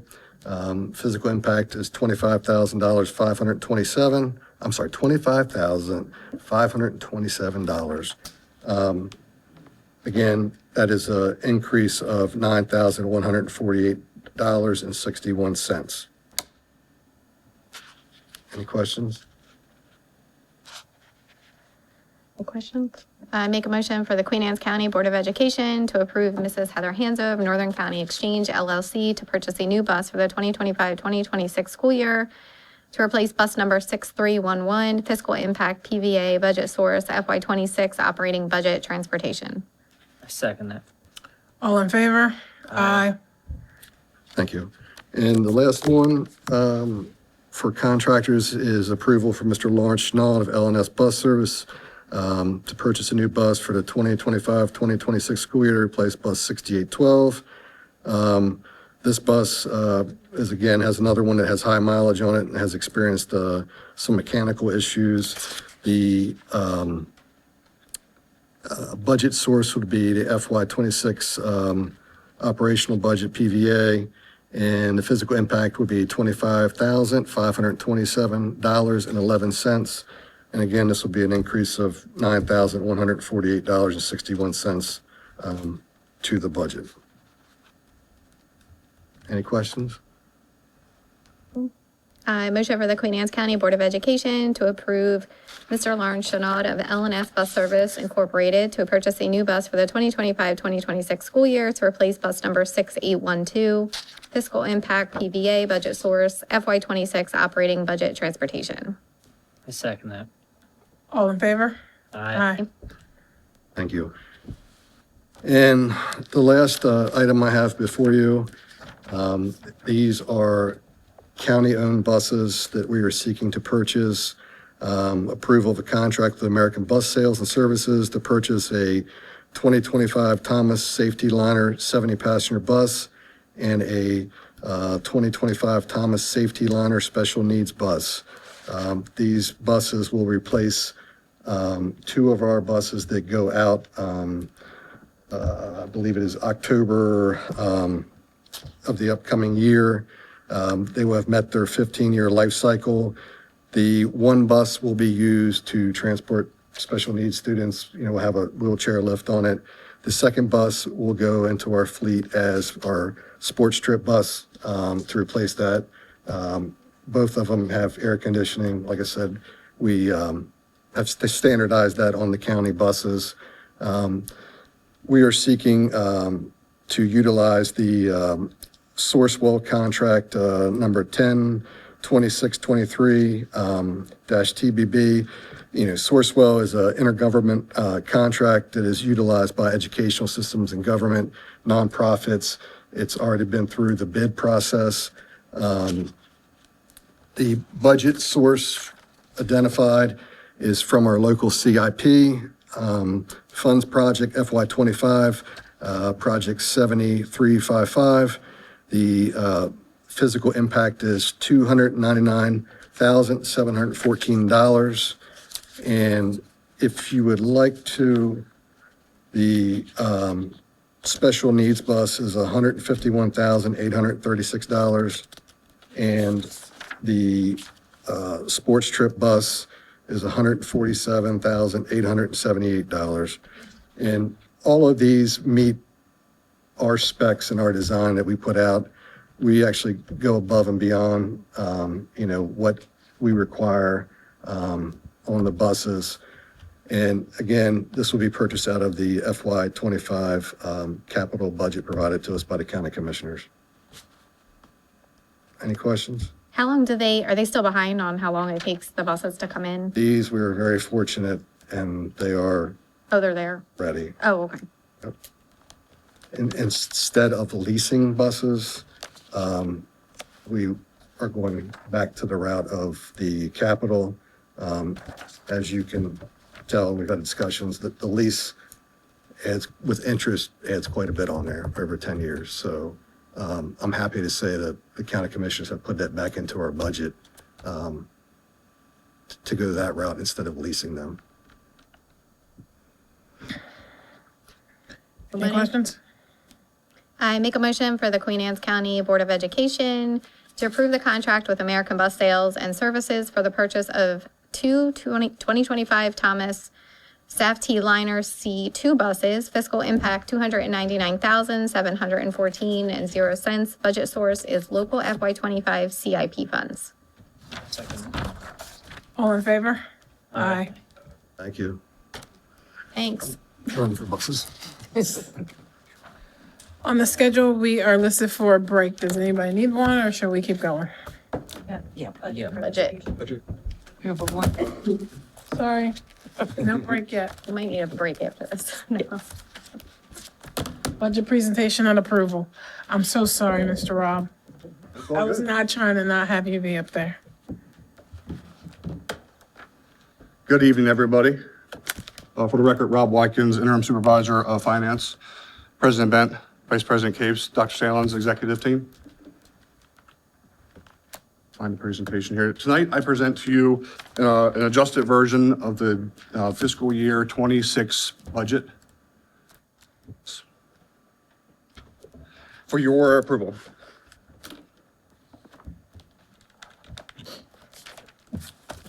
So in our presentation, we have thank you. We have red slides and green slides. So we left the original budget presentation slides in the presentation so we could reference them if we needed to. And the green slides represent the new budget request. So here's where we stand today. So since I left, we went back and did a budget analysis, and we looked for really any places that we could improve our budget. And along the way, we also caught some other things that we need to include on our budget. So this slide reflects really where we are. So currently, there is legislation going through the Senate and the House that has an impact directly on Queen Anne's County Public Schools and schools around the state, systems around the state. I chose to leave it in this presentation and make it part of our budget book because I believe it to be fairly likely to happen. So the first thing I show you is that there's a state share decrease that's coming through the legislative session, and that impacts us this year at $433,040. Similarly, as I shared with you last time, the pension costs for the county employees are being pushed down to the commissioner's office. We shared with you that was $1.3 million. This legislation has cut that in half, a little more than half. And at our last commissioners meeting, they shared that they were willing to give us the additional funds that they had set aside for that pension cost. So that adds $644,000 to their contribution. So that brings their total contribution to $7,644,041, and our total revenue increased by $211,000 and change to a total of $8.6 million plus. That brings our total projected budget increase down to $10.7 million, basically. That still leaves us a shortfall, though. There's still a deficit that exists in our budget. We are going to go through the budget book and talk through some of the things that we were able to cut out of the budget as we work through the analysis. We were able to reduce the overall deficit by over $500,000 to support the needs of the district. However, that we still have a deficit of $2.1 million that we have to overcome. So here is our proposed increase as it spans out all the different categories. Down in the lower right-hand corner, you can see that it's a $2.1 million deficit as we spoke to, and kind of how it lays out, similar to the way it did before. we actually see a little bit increase in the amount of money that goes to salaries and wages and fixed charges as we cut some of the stuff, other things out of the budget. So 91% of the budget is in people. We talked last time about what encompasses the fixed charges, and that includes things like FICA taxes, retirement costs, tuition reimbursement, insurance. Those are the big ones. Our proposed budget is at currently $129.1 million. And that lays out similarly to the way it did before. Not really much change there. We're about 84, almost 85% in salaries, wages, and fixed charges. So that still brings us to the conversation of what do we remove out of the budget book to help support really trying to get to a balanced budget. So I'll draw your attention to the budget book so we can talk through that. We pull the budget book up. It's okay. We can just talk off the papers.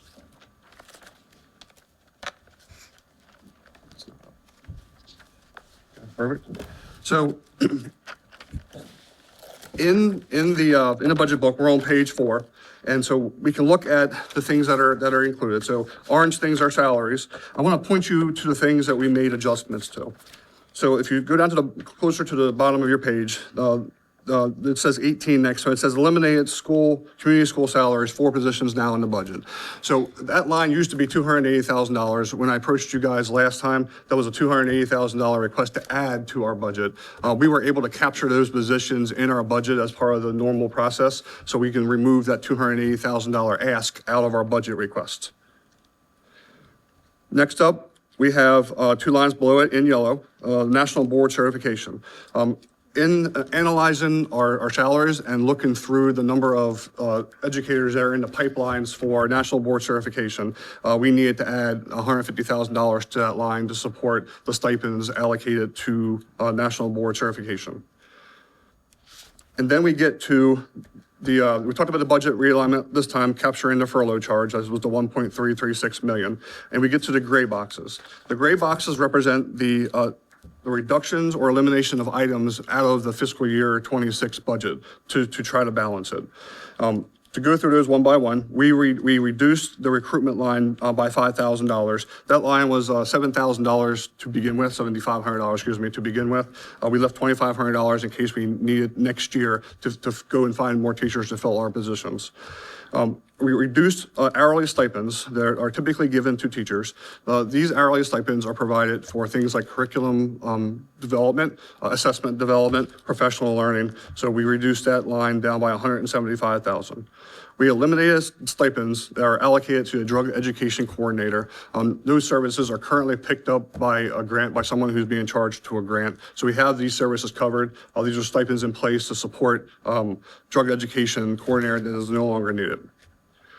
We reduced the substitute teacher line by $150,000. Last year, we increased it quite a bit in the absence of the building substitutes. So we reduced this line down to $150,000, and we believe that this reduction will not impact substitute teachers in the building or the stipends available to teachers to help us cover classes as needed. We eliminated the stipends tied to the student assistance program. The student assistance program, this is not something that we charged very much to this year. And in many schools, the student assistance program became part of the SST teams. And a lot of the things that they're dealing with are dealt with through those meetings. And those meetings are typically during the school day. Okay. Next is a reduction in transportation. This year, we did not need pre-K routes in the Centerville Elementary region, and the Canal Lake bus is going to be cut next year as well. That's what that $127,000 is. Next reduction is lease payment adjustment of $46,000. Basically, we had too much money in our budget to allocate it for leases of buses. We're leasing 2 buses right now, and we left enough money in our budget, it's about $30,000 to cover the cost of the leases going into next year. Dues and subscriptions was nearly cut in half. This is $21,500, and those dues and subscriptions, the ones we kept are ones that are needed. The ones that are needed for BZAM, ones we needed for ESMAC, for travel reimbursement for supervisors to go to meetings, that sort of stuff. All of the dues and subscriptions came out of Category 1 administration and Category 2 mid-level administration. fixed cost reduction to tuition reimbursements to the tune of $151,650. So as we're trying to cut, this is obviously an important thing for a lot of our employees.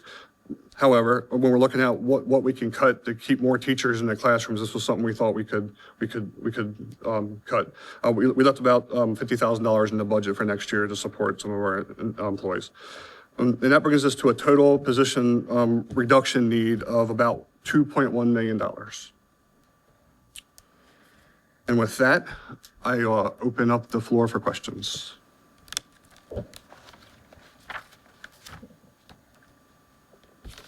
I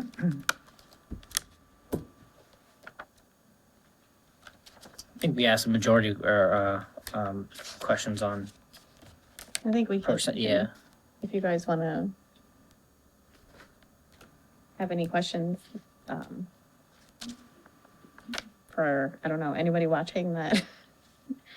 I know some of these we discussed. Right, yeah, some of the staffing and things like that we discussed in closed session due to the nature of what it was. So I think that was the majority of our questions was that scenario. I just want to say, personally, I want to say thank you to you three for sitting down with me multiple times for multiple hours going through the budget. We've sat here, I'm just gonna let the community know, we sat for multiple hours going through the budget. We've tried to find things since Mr. Watkins has come on, finding another $716,000. He's been instrumental. So I want to say thank you to you as well. You came in with your feet, you're hit the ground running, literally. So I want to say thank you for that as well, because this hasn't been an easy task. I know I've had a lot of questions. I know the board has had a lot of questions. I know we've grilled the executive staff over and over. There's going to be hard decisions to make. I want the community to know that these aren't taken lightly. Once we weather, correct me if I'm wrong, once we weather the 3 years with the large increases and we kind of weather the blueprint a little bit more, some of these programs we've already discussed and some of these folks to bring back on and the ability to expand and grow after we get through some of this blueprint situation, I want folks to know that we have to do what we have to do to get where we want to go forward. So I know we're going to get beat up here over this budget. They got beat up last year. Correct me if I'm wrong, we're not doing furloughs this year. We're not doing any RIFs, nothing this year. So teachers and folks can understand that we made every effort not to go down the same path we did last year.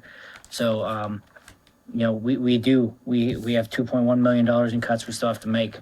We've made several cuts later, but I think in the next couple of years, we're going to see the other side, the light at the end of the tunnel, that we can start building back up to where we want to be. So I just want to put that out there because I know there's a lot of questions from the community. I'm getting hammered questions. Look at the budget, look where we're at. I've gotten a lot of emails, a lot of text messages. We've get inundated with stuff on how you can save money, but sometimes we're in contractual negotiations or things that we just can't do it. So, I just want to put that out to the community because I know there's a lot of questions and I'm sure we're going to get a lot more and we're going to get hammered on just this right here. But, we can sit here and blame the blueprint, blame the state all we want. We've even talked about the state taking more money from us in the next future. So, we're just doing what we have. And we want to say thank you to the commissioners because they've gone above and beyond this year and continue to give us more than what they should. So thank you to them as well.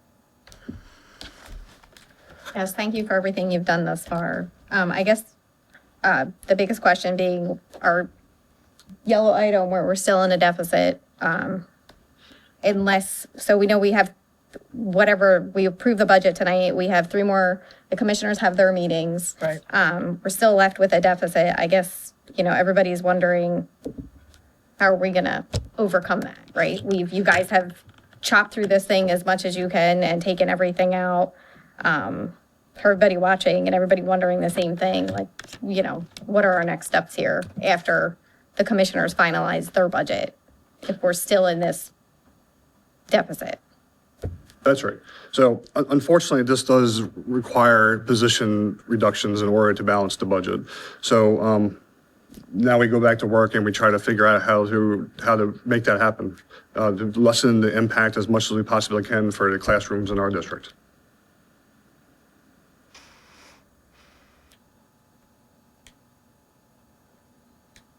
And then we won't, I know we've heard this question, I guess just for everybody watching. The commissioners have their 3 meetings and then it's not till what, June when they finalize their budget? Okay.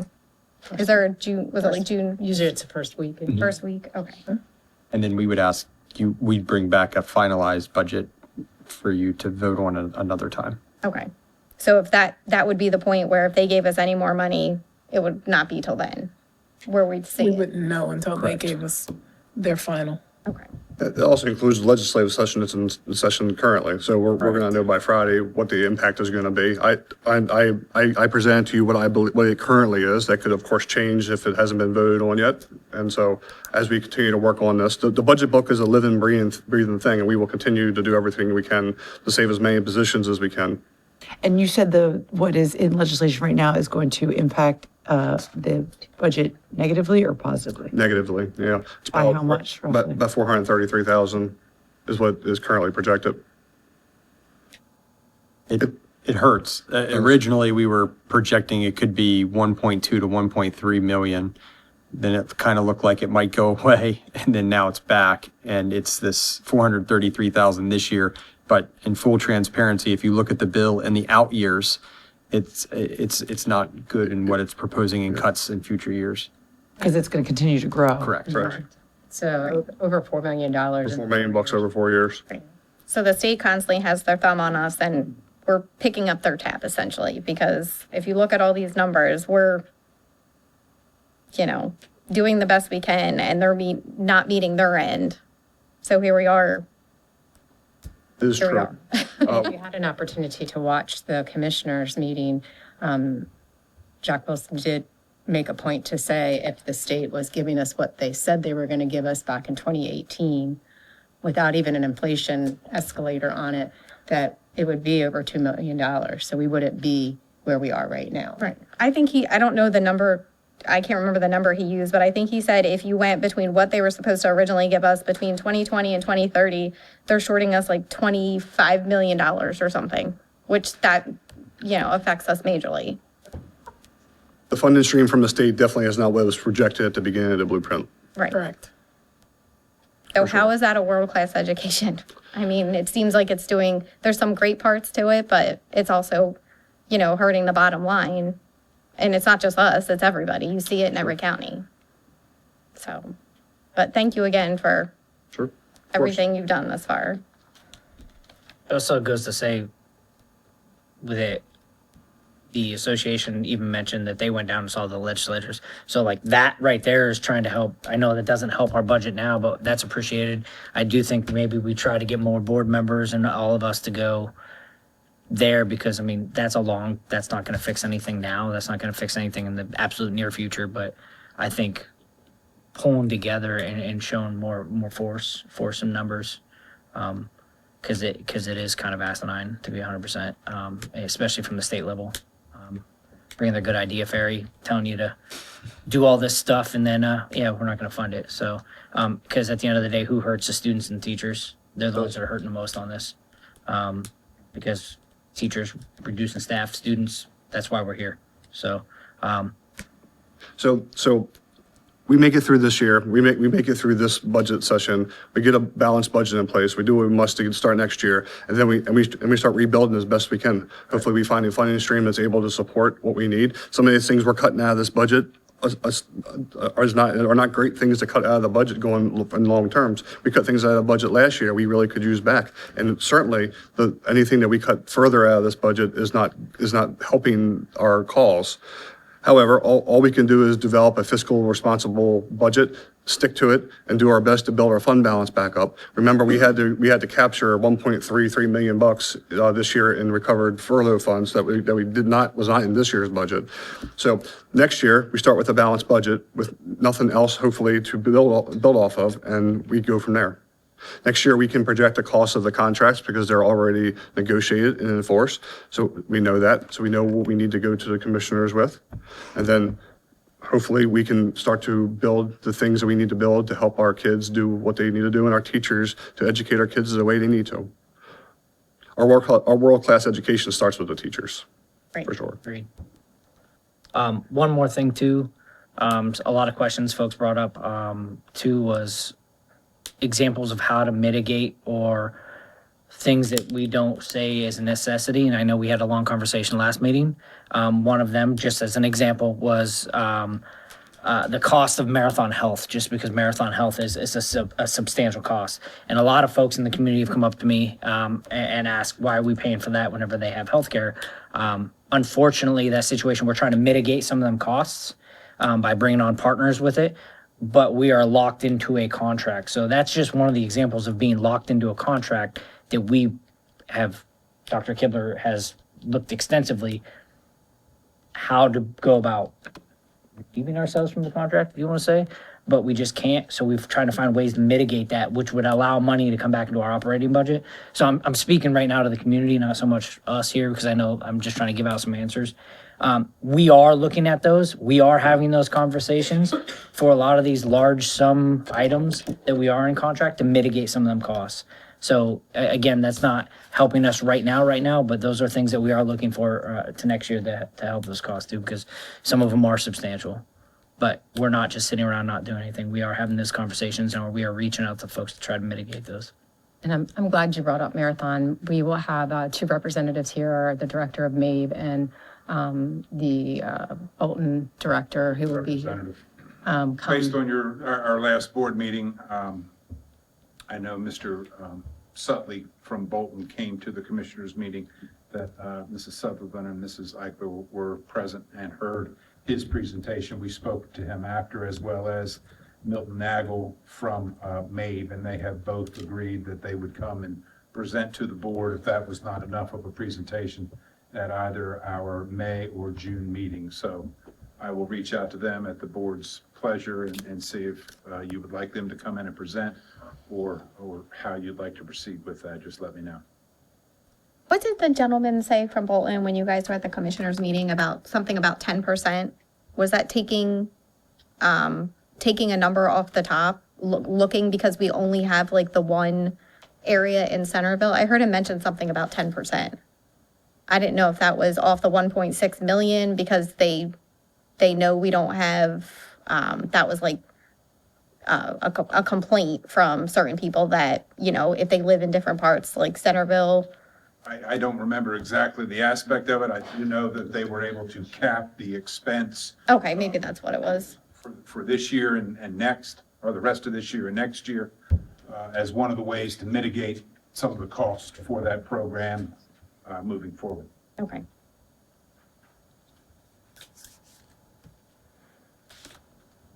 So at this point, we are moving forward with this budget as presented. That's a question. It's sort of an approval from the board that our team will continue to move forward with this budget, knowing that it will change when we get, maybe it won't, may or may not change depending on what the final number is from the county commissioners. Are we all in agreement there? So we'll have another final approval of the budget. Okay. In June. So this We'll is have a final. this is still semi-fluid, Just a little. like Well, I like mean- like a 1%. Well, I think it is still fluid in all Right. fairness, because we don't have final numbers for our Right. health care insurance. We don't have final numbers for things like MABE insurance property or MABE insurance liability. Those things come later. So I do think it's fair to say that there are some things that could potentially change in this budget. And just what Ms. Capes brought up as well, once we actually see a document that says the Marathon Health costs, we might bump that down too. But until, I mean, that's a conversation right now. It hasn't, Mr. Watkins and I spoke about that. It's like, I'm just not comfortable in reflecting that yet until we get something on paper. So the question on the table is, do we approve going forward with what we got while we wait for our final numbers, knowing that this may or may not change depending on what those final numbers are? Are we all good with this, what's presented? Yep. For us? I don't like it, but yeah. Yeah, it is. I what know it that is. it's, I mean, we went line by line by line by line by line by line. So So, I mean, it's like, it's just not, there. Let's make it easy. Any objections? Okay. All right. Move forward what we have. Want a motion? Yeah. I think you're good. To do. Make That's a fine. motion for the Queen Anne's County Board of Education to approve the budget for the 2025-2026 school year as presented. I second that. All in favor? Aye. That's unanimous. All right, Just noted, none of us like this. Yeah. not a one. Not our- Thank you. Okay, so I almost forgot Mr. Rob and tried to make a quick break, and I got popped in the head about we definitely need a break. So we're gonna take a 5-minute recess, and then we will be back. So we will start again at 8:05. Thank you, and welcome back to the Queen Anne's County Board of Education meeting. Let's continue to move on. Mrs. Smith. Good evening, President Bent, Dr. Salins, board members, members of the executive team. For the record, my name is Jolene Smith, and I am the supervisor of special education, but this evening I'm coming to you as a parent and as a member of the community, and more importantly, a member of Read Strong work. So I'm really just here tonight to spread information and awareness about this kind of relatively new organization that we have here in the county. Sorry. All right, so what is Read Strong Maryland? This is actually a statewide organization that has really been created to raise awareness and kind of champion literacy here in the state of Maryland. The kind of main emphasis of the organization as a whole is to really kind of raise awareness about the crisis that we as a state are experiencing as it relates to our literacy rates in the state. So we as Queen Anne's County have joined them to champion that same message and really kind of spread the word and create an ecosystem here within the district. So we've created a Queen Anne's County Steering Committee, and unfortunately, I was supposed to have a counterpart here with me to present this evening, Alice Tickler, and she has really spearheaded most of this. She has been the biggest champion for literacy and kind of just awareness in the county, and so she brought this to the forefront. So you can also see other participants that make up our committee, and we are really representative of kind of all the different corners of Queen Anne's County and the different community organizations that we all work together to create Queen Anne's County. So Maryland Reads was funded in 2021, again, with the purpose of ending the literacy crisis here in Maryland, with a focus on really kind of bringing research and the opportunity for grant writing, which will bring additional resources to different avenues and different places within the state. So their approach, which we are also adopting as our own approach, really kind of focuses on these proven pathways to close the literacy gap. So the first one is really emphasizing the focus on the science of reading. And really, we want to expand the knowledge beyond just the walls of the classroom so that it's also in the community itself. So that kind of not just teachers and students are hearing the messaging, but that parents and kind of all of the parties that are in the homes of our children are hearing the importance of reading and how it impacts their lives as a whole. Kind of that second piece is really creating those thriving and rich reading ecosystems, and I'm going to talk a little bit more about that word ecosystem and why it's important in just a minute. But really kind of making sure that we are immersing our children in those rich learning environments. And then finally, our goal is to really identify and address barriers that really prevent children from reaching that level of proficiency.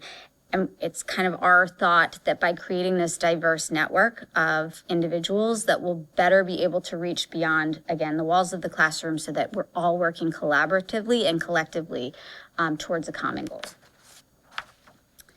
So this is the Maryland Reads vision and mission, which again, we've pretty much adopted to be our own here in Queen Anne's County. So we want to kind of mirror that same effort.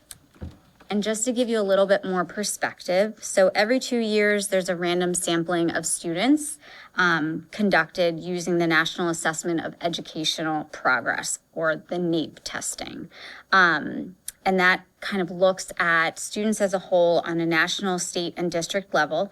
And usually it's students in the 4th and the 8th grade that are assessed. We have to be careful using these assessments because it is just a moment in time and it's just a snapshot. So if it's a really bad day, that is going to impact the scores of the student. But if we look at the state of Maryland, which is represented on the screen compared to the national norm, you can see that Maryland was rising and then it took kind of a drastic turn and dropped significantly for a number of years. We're starting to see it rebound. This is the 4th grade data, so you can see that we are seeing that upward trend within the past years, but it's really still too early for us to speculate exactly what has caused that turn. But we do suspect that by kind of shining that spotlight on reading and the importance of reading, that has made a significant difference. So this is the 8th grade data. And again, you can see that while there is still a decline, that decline has slowed, and that's important to note. So if we take a slightly closer look, and I am not digging deep into the data because again, I'm presenting to you as a parent and a member of this organization, not so much from the supervisor role. But if you do look at the MCAP data, you can see that Queen Anne's County is kind of solidly right there in the middle of the pack. We're always kind of closer to the top, but it's not good enough for us to just be close to the top. We want to be at the top.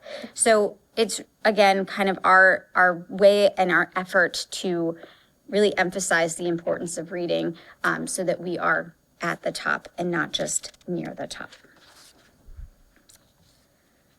So the good news is that Maryland is no longer winning the race to the bottom, which we were doing before. And now we are kind of closing that gap and we are able to kind of see a positive momentum, you know, moving towards proficiency for our children.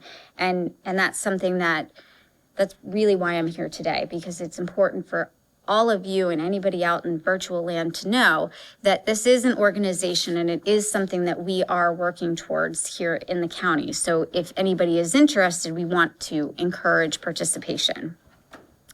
So before I go, I did want to just talk about that word ecosystem and why it's important.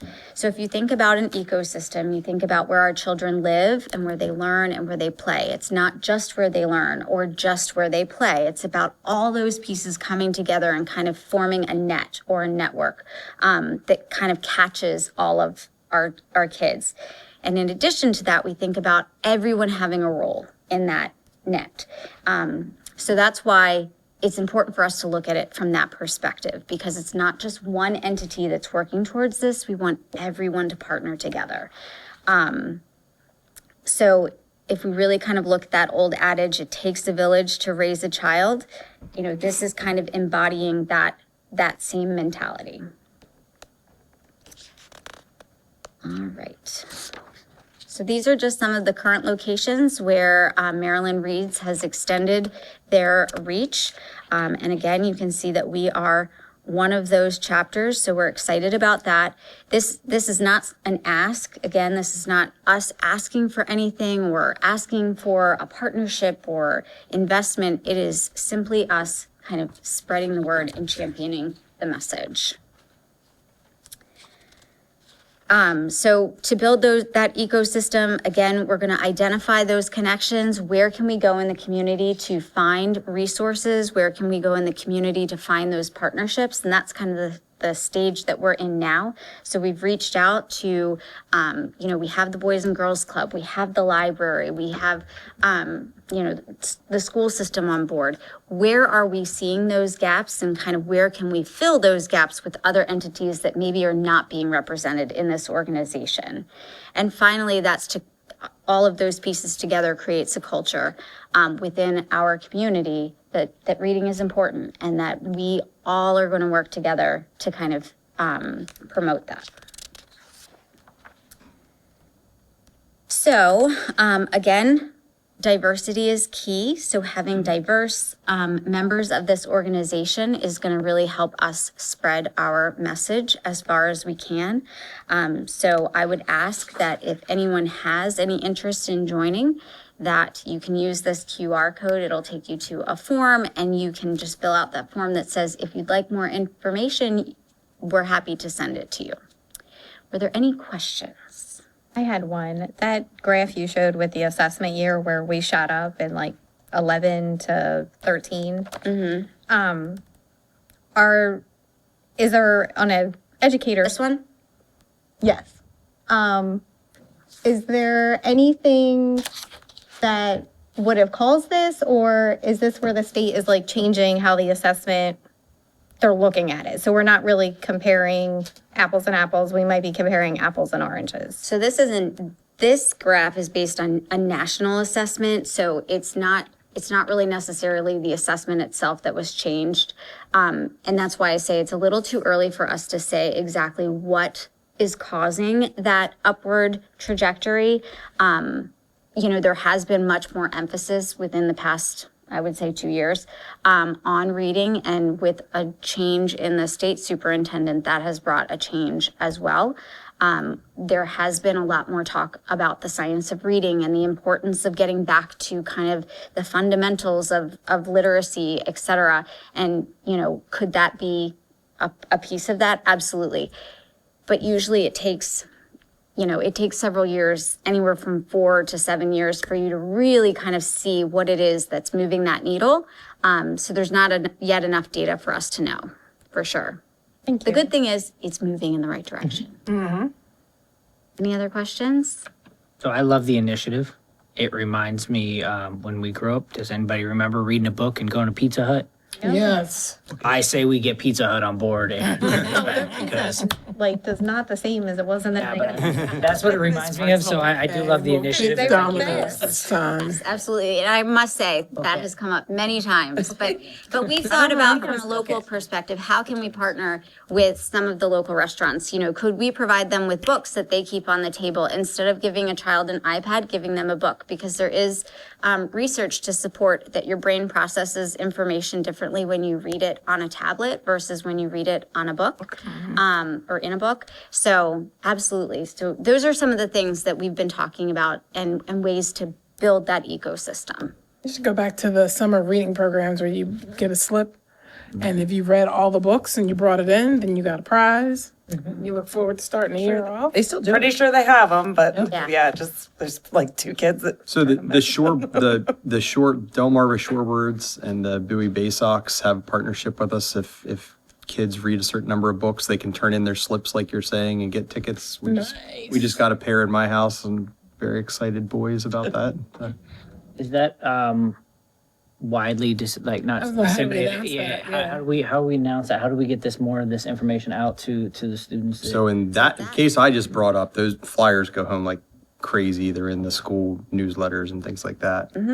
It's just a matter of reading them and looking at them. Yeah, and the elementary schools often will give the flyers and they put it in the take-home folders for the kids so parents would see it instead of just And I mean, since we've transitioned over to electronic distribution of many of our materials, I think kind of accessing those emails and kind of clicking on those links is important.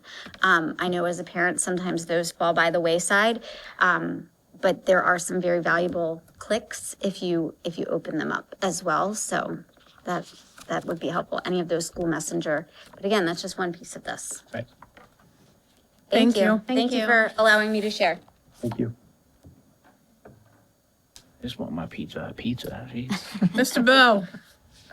No hiding in the back.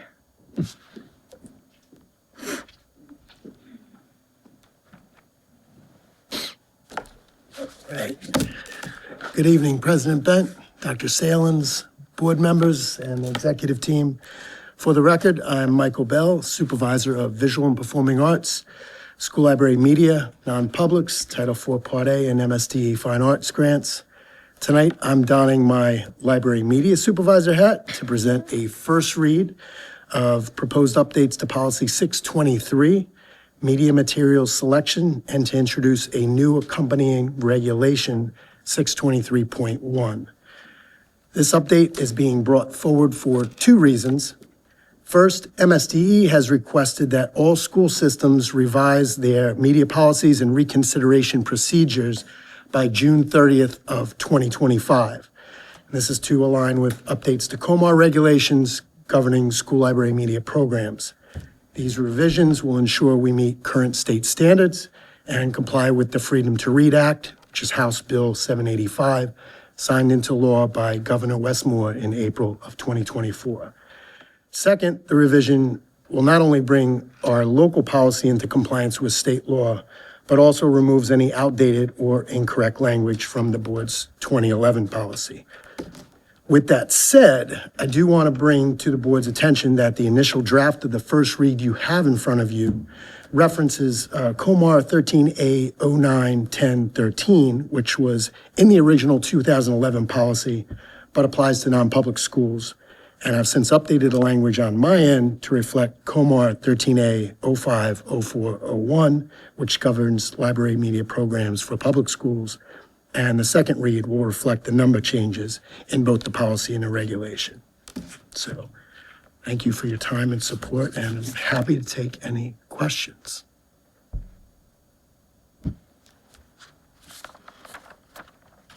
Are you familiar with what's going on in Montgomery County that is refuting basically the new guidance from the state with Mohammed versus Montgomery County, which could actually, that just got picked up by the Maryland State Supreme Court?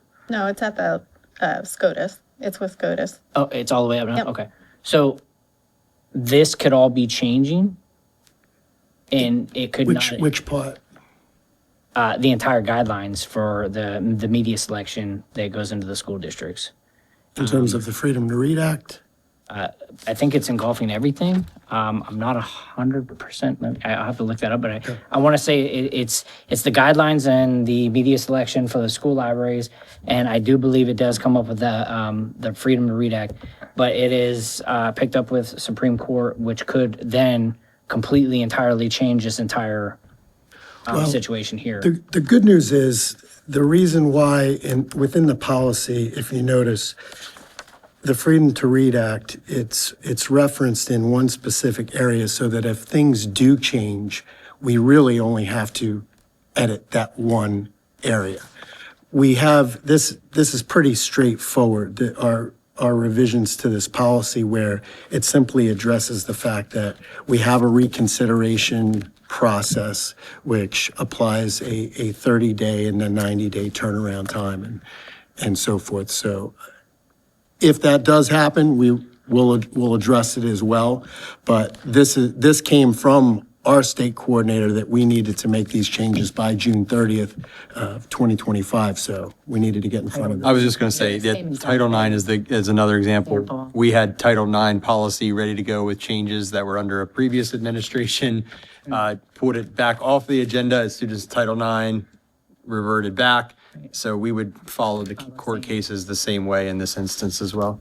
And also that case, which, I'd be happy to brief the board in closed about, is, I think, a narrower issue than the House bill that Mr. Bell is referencing. The House bill, which turned into Section 4-142 of the education article, is, I'll say, more neutral than the policy, the way the policy is being described in the case. It's not directly challenging that law, it's challenging a local decision. And actually the Fourth Circuit affirmed the district court's decision to deny the parents' preliminary motion for preliminary injunction. I do understand it's still on review and remains to be seen what happens with that case. But it doesn't directly challenge the constitutionality of the Maryland law in place. So I would say it's just a slightly different issue. That's what's being addressed in that case, as opposed to what we have here in 4-142. Well, what's concerning about this one is once again, the state is now putting their finger on us and telling us you have to abide by our state standards. which will be developed by the Maryland State Library Board. And if not, now we're going to penalize you. So why are we here as a local board if the board itself for our school district and the commissioner on the other governing side for the local libraries, if they don't have any say in what is in their community? Well, the law kinda actually concerning to provides an avenue for people to have a say and challenge, and then a process for reviewing them. So, and that's what the law is saying to the local boards is, we want you to have this reconsideration process at your local level, and that you generally materials in the school library media program, therefore, they cannot be excluded from a school solely because of origin, background, or views of the individual who created the material, may not be excluded or removed from the school library media program because of partisan, ideological, or religious disapproval. Just, it's more neutral. It doesn't specifically say you have to have a certain type of book in your library in the first place. It's just saying, requiring neutral grounds for removal, and then providing an avenue for challenging or requesting reconsideration of a decision to place or remove a book in the library. So where are when it references the state standards that the Maryland State Library Board is going to set, where are they? Because I could not find them anywhere. So the public school library program is in the exact Comar reg that Mr. Bell cited. It's 13A, 0.05, 0.04, 0.01. It's the only subsection within that general chapter. So that's what I think you're going to be updating it to. Yes. And so that's where the standards are. So before this form, what did we use? Did we have anything like you people did? No, we do have a form. This regulation and policy update, it simply formalizes our process a little bit more, where, let me give you, for example, the 2025 update clearly outlines a formal reconsideration process with specific deadlines, which we didn't have in our original policy, which is a 30-day review, a 90-day decision. The 2011 version did not establish a defined timeline or resolution, did not explicitly state that challenge materials would remain available until the decision had been rendered. And the 2025 update, it removes outdated language as well that suggested that materials should align with, quote, philosophies of the school community, which could be interpreted as content restriction. It did not explicitly mention making forms publicly accessible online. So our updates are very transparent for the community, for the public, and with a process for how they would submit a formal request for reconsideration using the official form available on the QACPS website, review by Media Selection Committee within 30 calendar days, and providing that written decision within 90 work days of the committee's formation. So, Prior to 2024, some school systems had review processes in place. Some didn't. Some posted them. Some had them, buried in a file somewhere, just because it hasn't really been something that has been, of much public, scrutiny until recently. And so with the increased visibility on, parents or community members challenging library materials, this law provides uniformity and transparency in that process statewide across all local school systems. So that's really what it's about. It's about having a uniform process for submitting objections and resolving those objections in a timely manner. Well, I think we all know what this is about. It's about school boards banning books, and now the state is coming in at the state level and going to be like, okay, here's our standards, you have to follow them. It feels like it's taking the authority of the school board in different counties to be able to have, I think we should have language in here because as the board, we should have be reviewing these things. And I feel like this policy kind of is basically, it's not our policy. It more or less reads to me like, okay, we're just going to follow what the state says to do, and that's it. But it's not reading anywhere in here that supports what Queen Anne's County. Well, we are creatures of the state. And, that's just, how it is. It's if the General Assembly decides to enact a law that applies to all school systems, I would recommend we follow it. And so I understand, local jurisdictions might want to do things different ways, and but we are within this state structure, and there we go. So explain to me how if a parent has an issue with media that's in their child's library in the school and having access and seeing a book that they may or may not agree with, depending on whatever reason, for the reasons that are stated here, essentially the board has no say. We have to follow what the state standards say. So how does that look in the process? This formal process for reconsideration? Like I said, if fill out the form. If there was, if there And it can go, there's a and actually the challenge, board they would fill out consider it the on appeal. reconsideration form. And other boards throughout the state have actually considered many book challenges on appeal. So if we consider on an appeal, could it still go back to the state level and they say basically, like, no, that book should not be in your library? Well, your decision would be subject to appeal to the Maryland State Board of Education, just like any other appeal.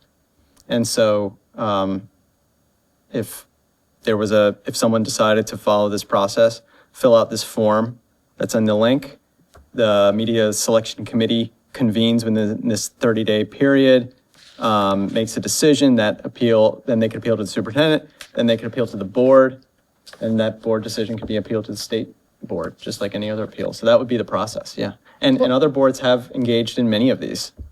Well, if you read through here, it almost seems like you're also taking away from the superintendent being able to enforce the policy, where it talks about, where they go back in with like librarians or anybody who are instilling the media that, they have protections against themselves.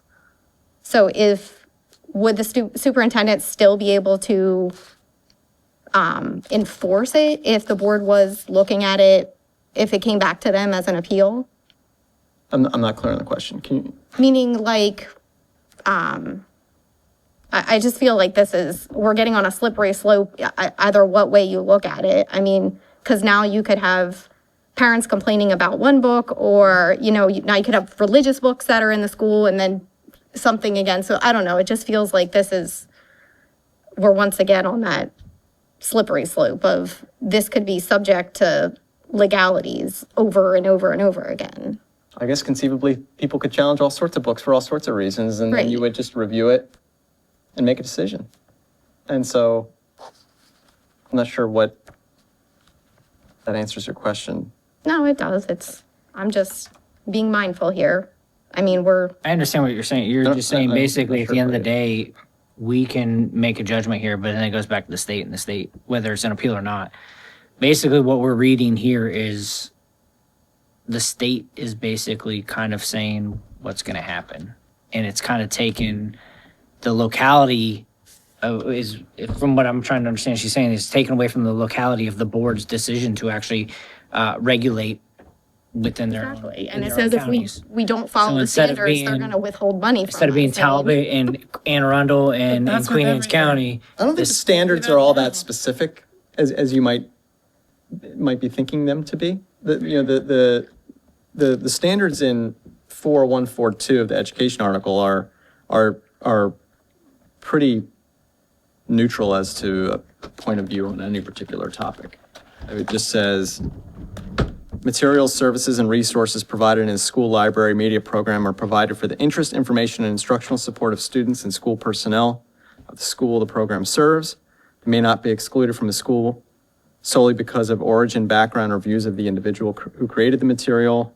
May not be excluded or removed because of partisan, ideological, or religious disapproval. And then you have this policy, and then you have the policy for objections and reconsideration of those materials. So it doesn't say you have to have books in the first place of a certain type or not. It's a criteria for evaluating the selection of the materials and objections to those. So it in the hasn't really first place. changed anything, is what you're saying? It's just kind of adding deadlines and dates It's- and processes to it? It's really a proactive measure to ensure that Queen Anne's I'll tell County you Public that, School has you a know, clear not all standardized systems had, procedure like, in a- place. Yeah. If a parent wanted to say, I object to this book in the library, some systems are like, well, I don't even know how you would even go about Doing that. resolving that. Because, and then some, had a piece of paper from a library manual buried in a stack that was collecting dust. Now we all have this process. Now we're all required to establish a uniform process to submit objections to materials in the school library media program by a parent or guardian. The materials under the review remain available during the review process, and then we have to have a reasonable timeline, which I guess you have here is Correct. We have 30 30 days. calendar days to evaluate the material based on district policy and legal standards, and then a written decision within 90 workdays of and the then you all committee's formation. hear it on appeal. So there's, instead of a patchwork of policies around the state, now, for process only, now you have a uniform process. What your decision might be could vary. You might just want to have the media selection committee ready, right? Whoever's on that. And hopefully it doesn't make its way here then.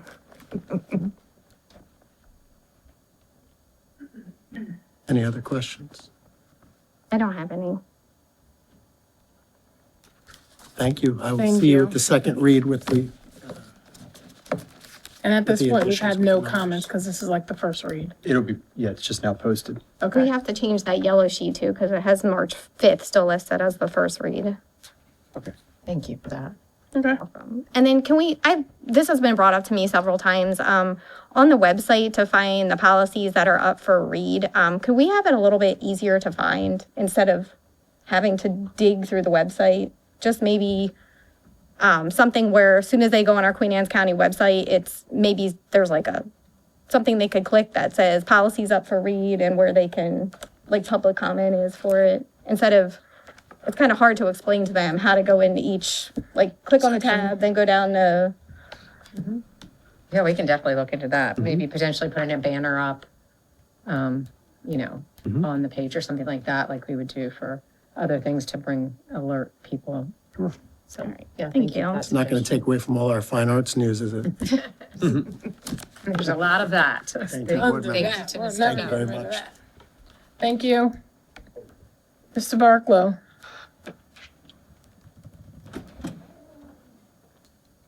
Let me get this out of the way.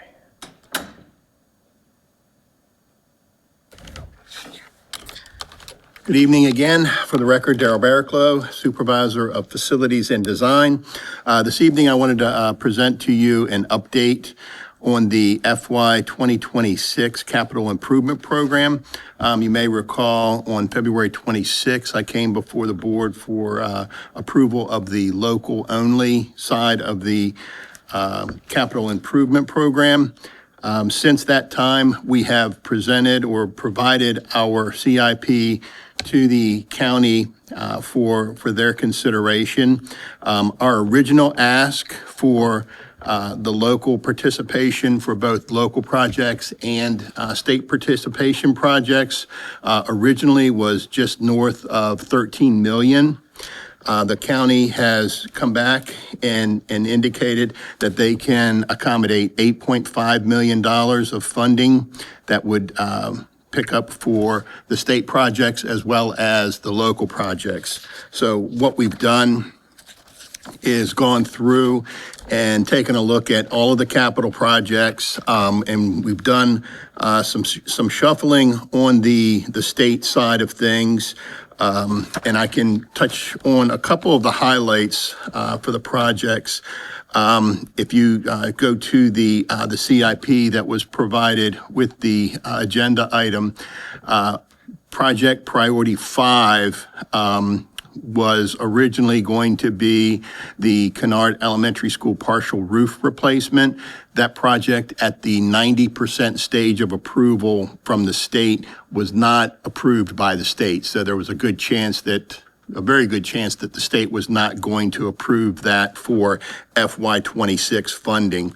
When we got wind of that earlier this year, we then kind of shifted plans of that project to potentially seek healthy school facility funds to fund that project, since roofs are a favored candidate for that state funding program. We've since learned that the healthy school facility funds most likely will not be available in time for summer of 2025 projects. So it's looking very bleak for that project to get state funding. So with that being the case, we've looked and are going to defer that project to FY27. That's not necessarily a bad thing, considering that you may notice our number one project for state funding under FY26 is the Kennard Elementary School HVAC systemic renovation.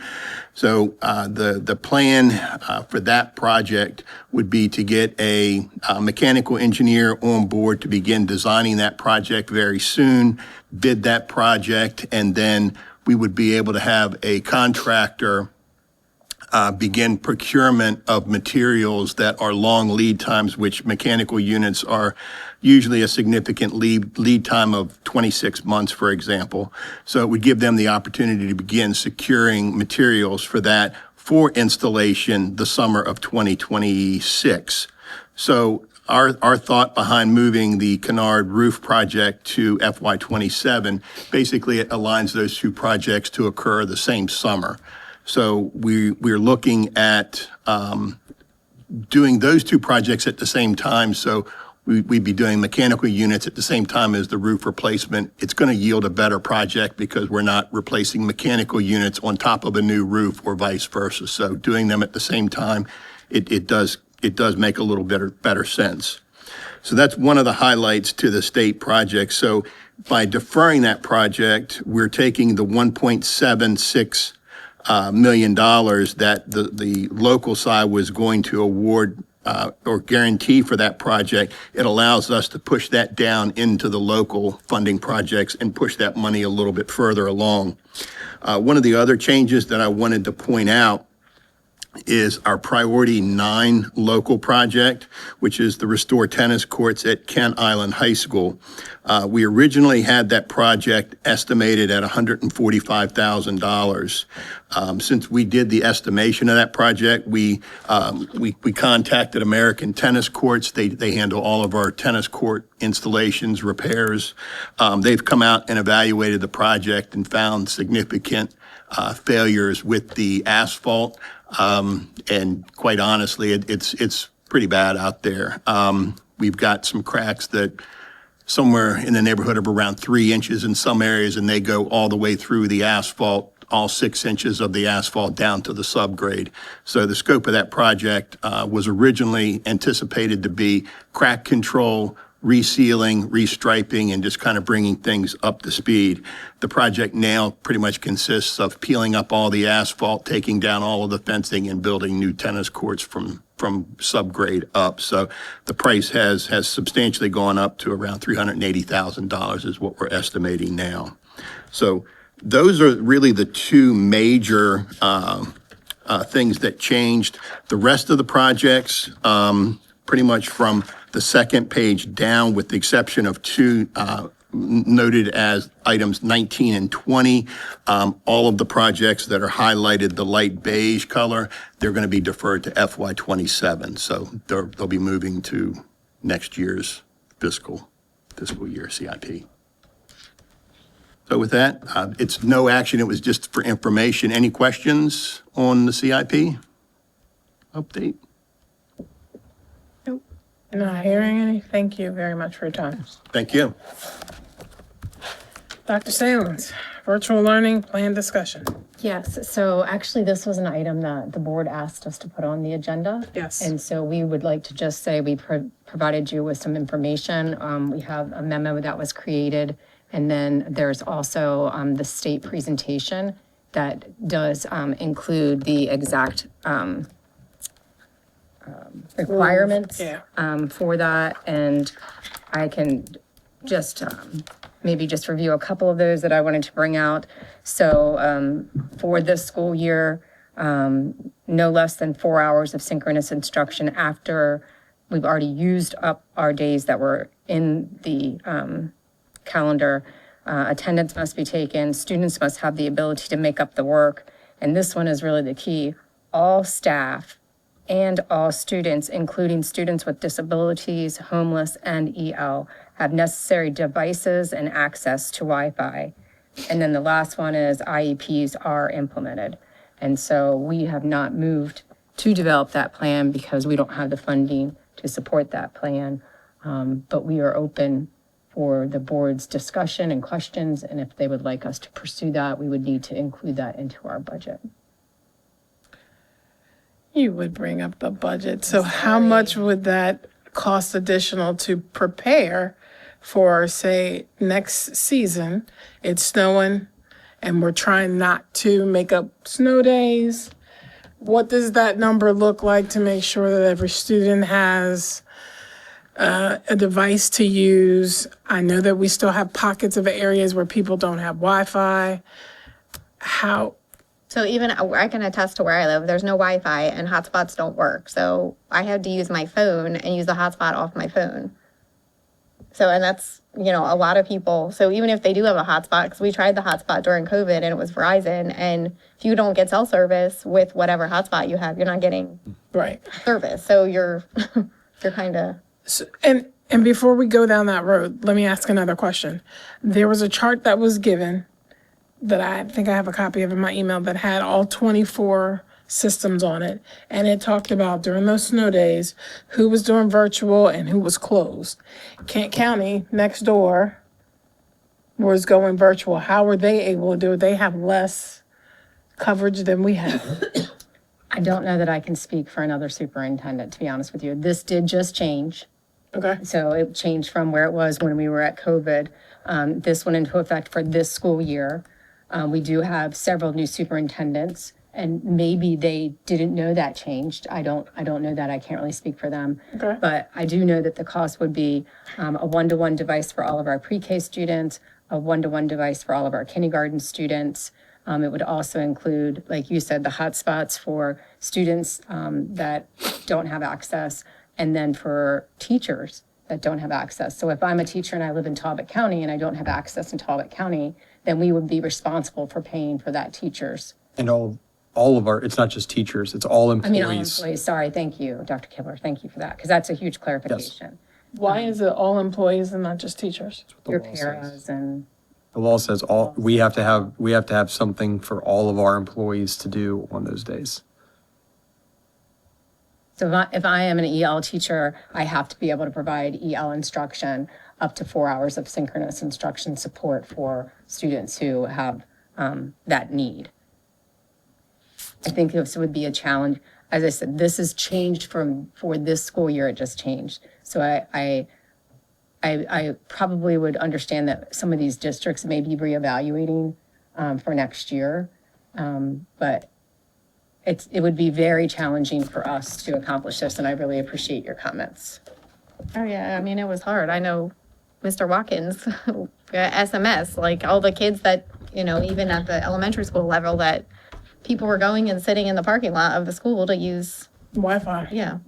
To get access. Yep. Still do. Yep. Yes. And it's also a large cost that we might not be able to use because we embed the 5 days into our calendar, and we would have to exhaust all of those first. Now, this year we only used 4 because we passed the first one. That was the Martin Luther King holiday. So we could put this cost and then not have any snow next winter. Yeah. I mean, if we had the extra money, I think it would be a good idea, but I mean, it's obviously a board decision. I just think it's a right now, like, obviously bad timing. We don't have the money. And then, like you said, if we spend all this money and then it doesn't snow and. It's not about just buying the computers and giving the one-to-one. It's also the county infrastructure. Sure. So that's something that we That's what can't you we were can't saying. pay If for. you So give it, right. they So might not be able to use it anyway. so there's no point to even go buy the stuff now to get the one-to-one if we can't use it anyway. So that's a further conversation, probably back up to the state again, I agree. the county level, I'm sure the commissioner is well aware of what's going on in our county. But at the state level, I know Talkie and some of the other ones have come through and they've done a lot, you know, especially. They haven't hit through- everywhere. Right. They've done a lot and you see them working, but at the same time, we can't spend the money that we can't even still do the policy in a legal aspect if we don't even have access from the infrastructure. I mean, I do appreciate, we had a lot of thoughtful parents that emailed us, a lot of thoughtful staff, actually. They're like, have you thought about this? And I really appreciate everybody trying to think outside the box to make sure. But unfortunately, I just feel like at this time, it's just not a good juncture to move in that direction. Maybe in a couple of years, that might be something that's a really viable. I know like there's counties like, I believe Frederick County, I think they have 99% of their people, their students and staff have access with no worries or whatever. That's a district that could do something like this, right? But I think for us, it's just more challenging. But I do, as I said, I really appreciate the conversation. And I appreciate the board putting it on the agenda. Just so everybody knows, we're not against virtual learning. We just can't do it. Legally. We actually want it. We hear the complaints, the gripes, the moans. We hear the suggestions. Emails, we I got wouldn't even lots of think you suggestions. have to teach the pre-K kids. So they'd expect them to have a full day on, or They are students. you know what? That's enough right there. I They're didn't- students Yeah, I in never, our- yeah. I guess, you just think about the high schoolers and I think a lot of teachers do send stuff home and work home and, without it being mandated, they do what they can. And we have a lot of, Here's a packet, study this, do this. And unfortunately, we just can't, take those paper packets and count it as a day of school, so. Yep, and I think we have to understand the value of that some of our especially our EL students and our special education students to be able to make sure that they get their IEP hours, and that's sometimes really challenging in a 4-hour synchronous instructional day. So And I understand that there's going to be a lot going on that last week of June in the schools, and we understand that. But I mean, we've got to get 180 days in. It does seem like we could do service learning projects or do something with those last days of the school, though. That doesn't cover all students. she's saying this year, she knows it's extended. Oh, yeah. So we can do a lot of good things. Right. I mean, everybody keeps saying what's going to happen. I mean, I know a lot of but testing's already done, right? A lot of testing, a lot of grades, graduation's done. But I mean, I think there are things that we could look into. Oh, absolutely. I mean, if the teachers have ideas, if people haven't finished their service learning hours, that would be like a great time for the community to come in and have projects and stuff. Yeah. So just a suggestion. Yeah, great. Yeah, it's good. Good suggestion. The Thank virtual you all learning for- thing is interesting too. Sorry.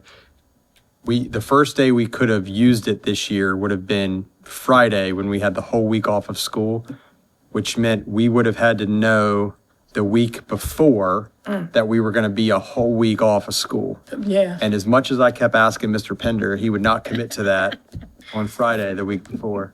So, Yeah, we also got, It's all your fault we're going to school. yeah, yeah, Our weatherman. our weatherman. President Weatherman. Well, thank you both for all the information. At this time, do we have anybody else for citizen comments, public comments? They're all sleeping. Not seeing any, I'm gonna keep moving. Next item up are future meetings. The next meeting of the Board of Ed is May 7th, 6 PM, same bat time, same bat station. At this point, I am going to motion to adjourn.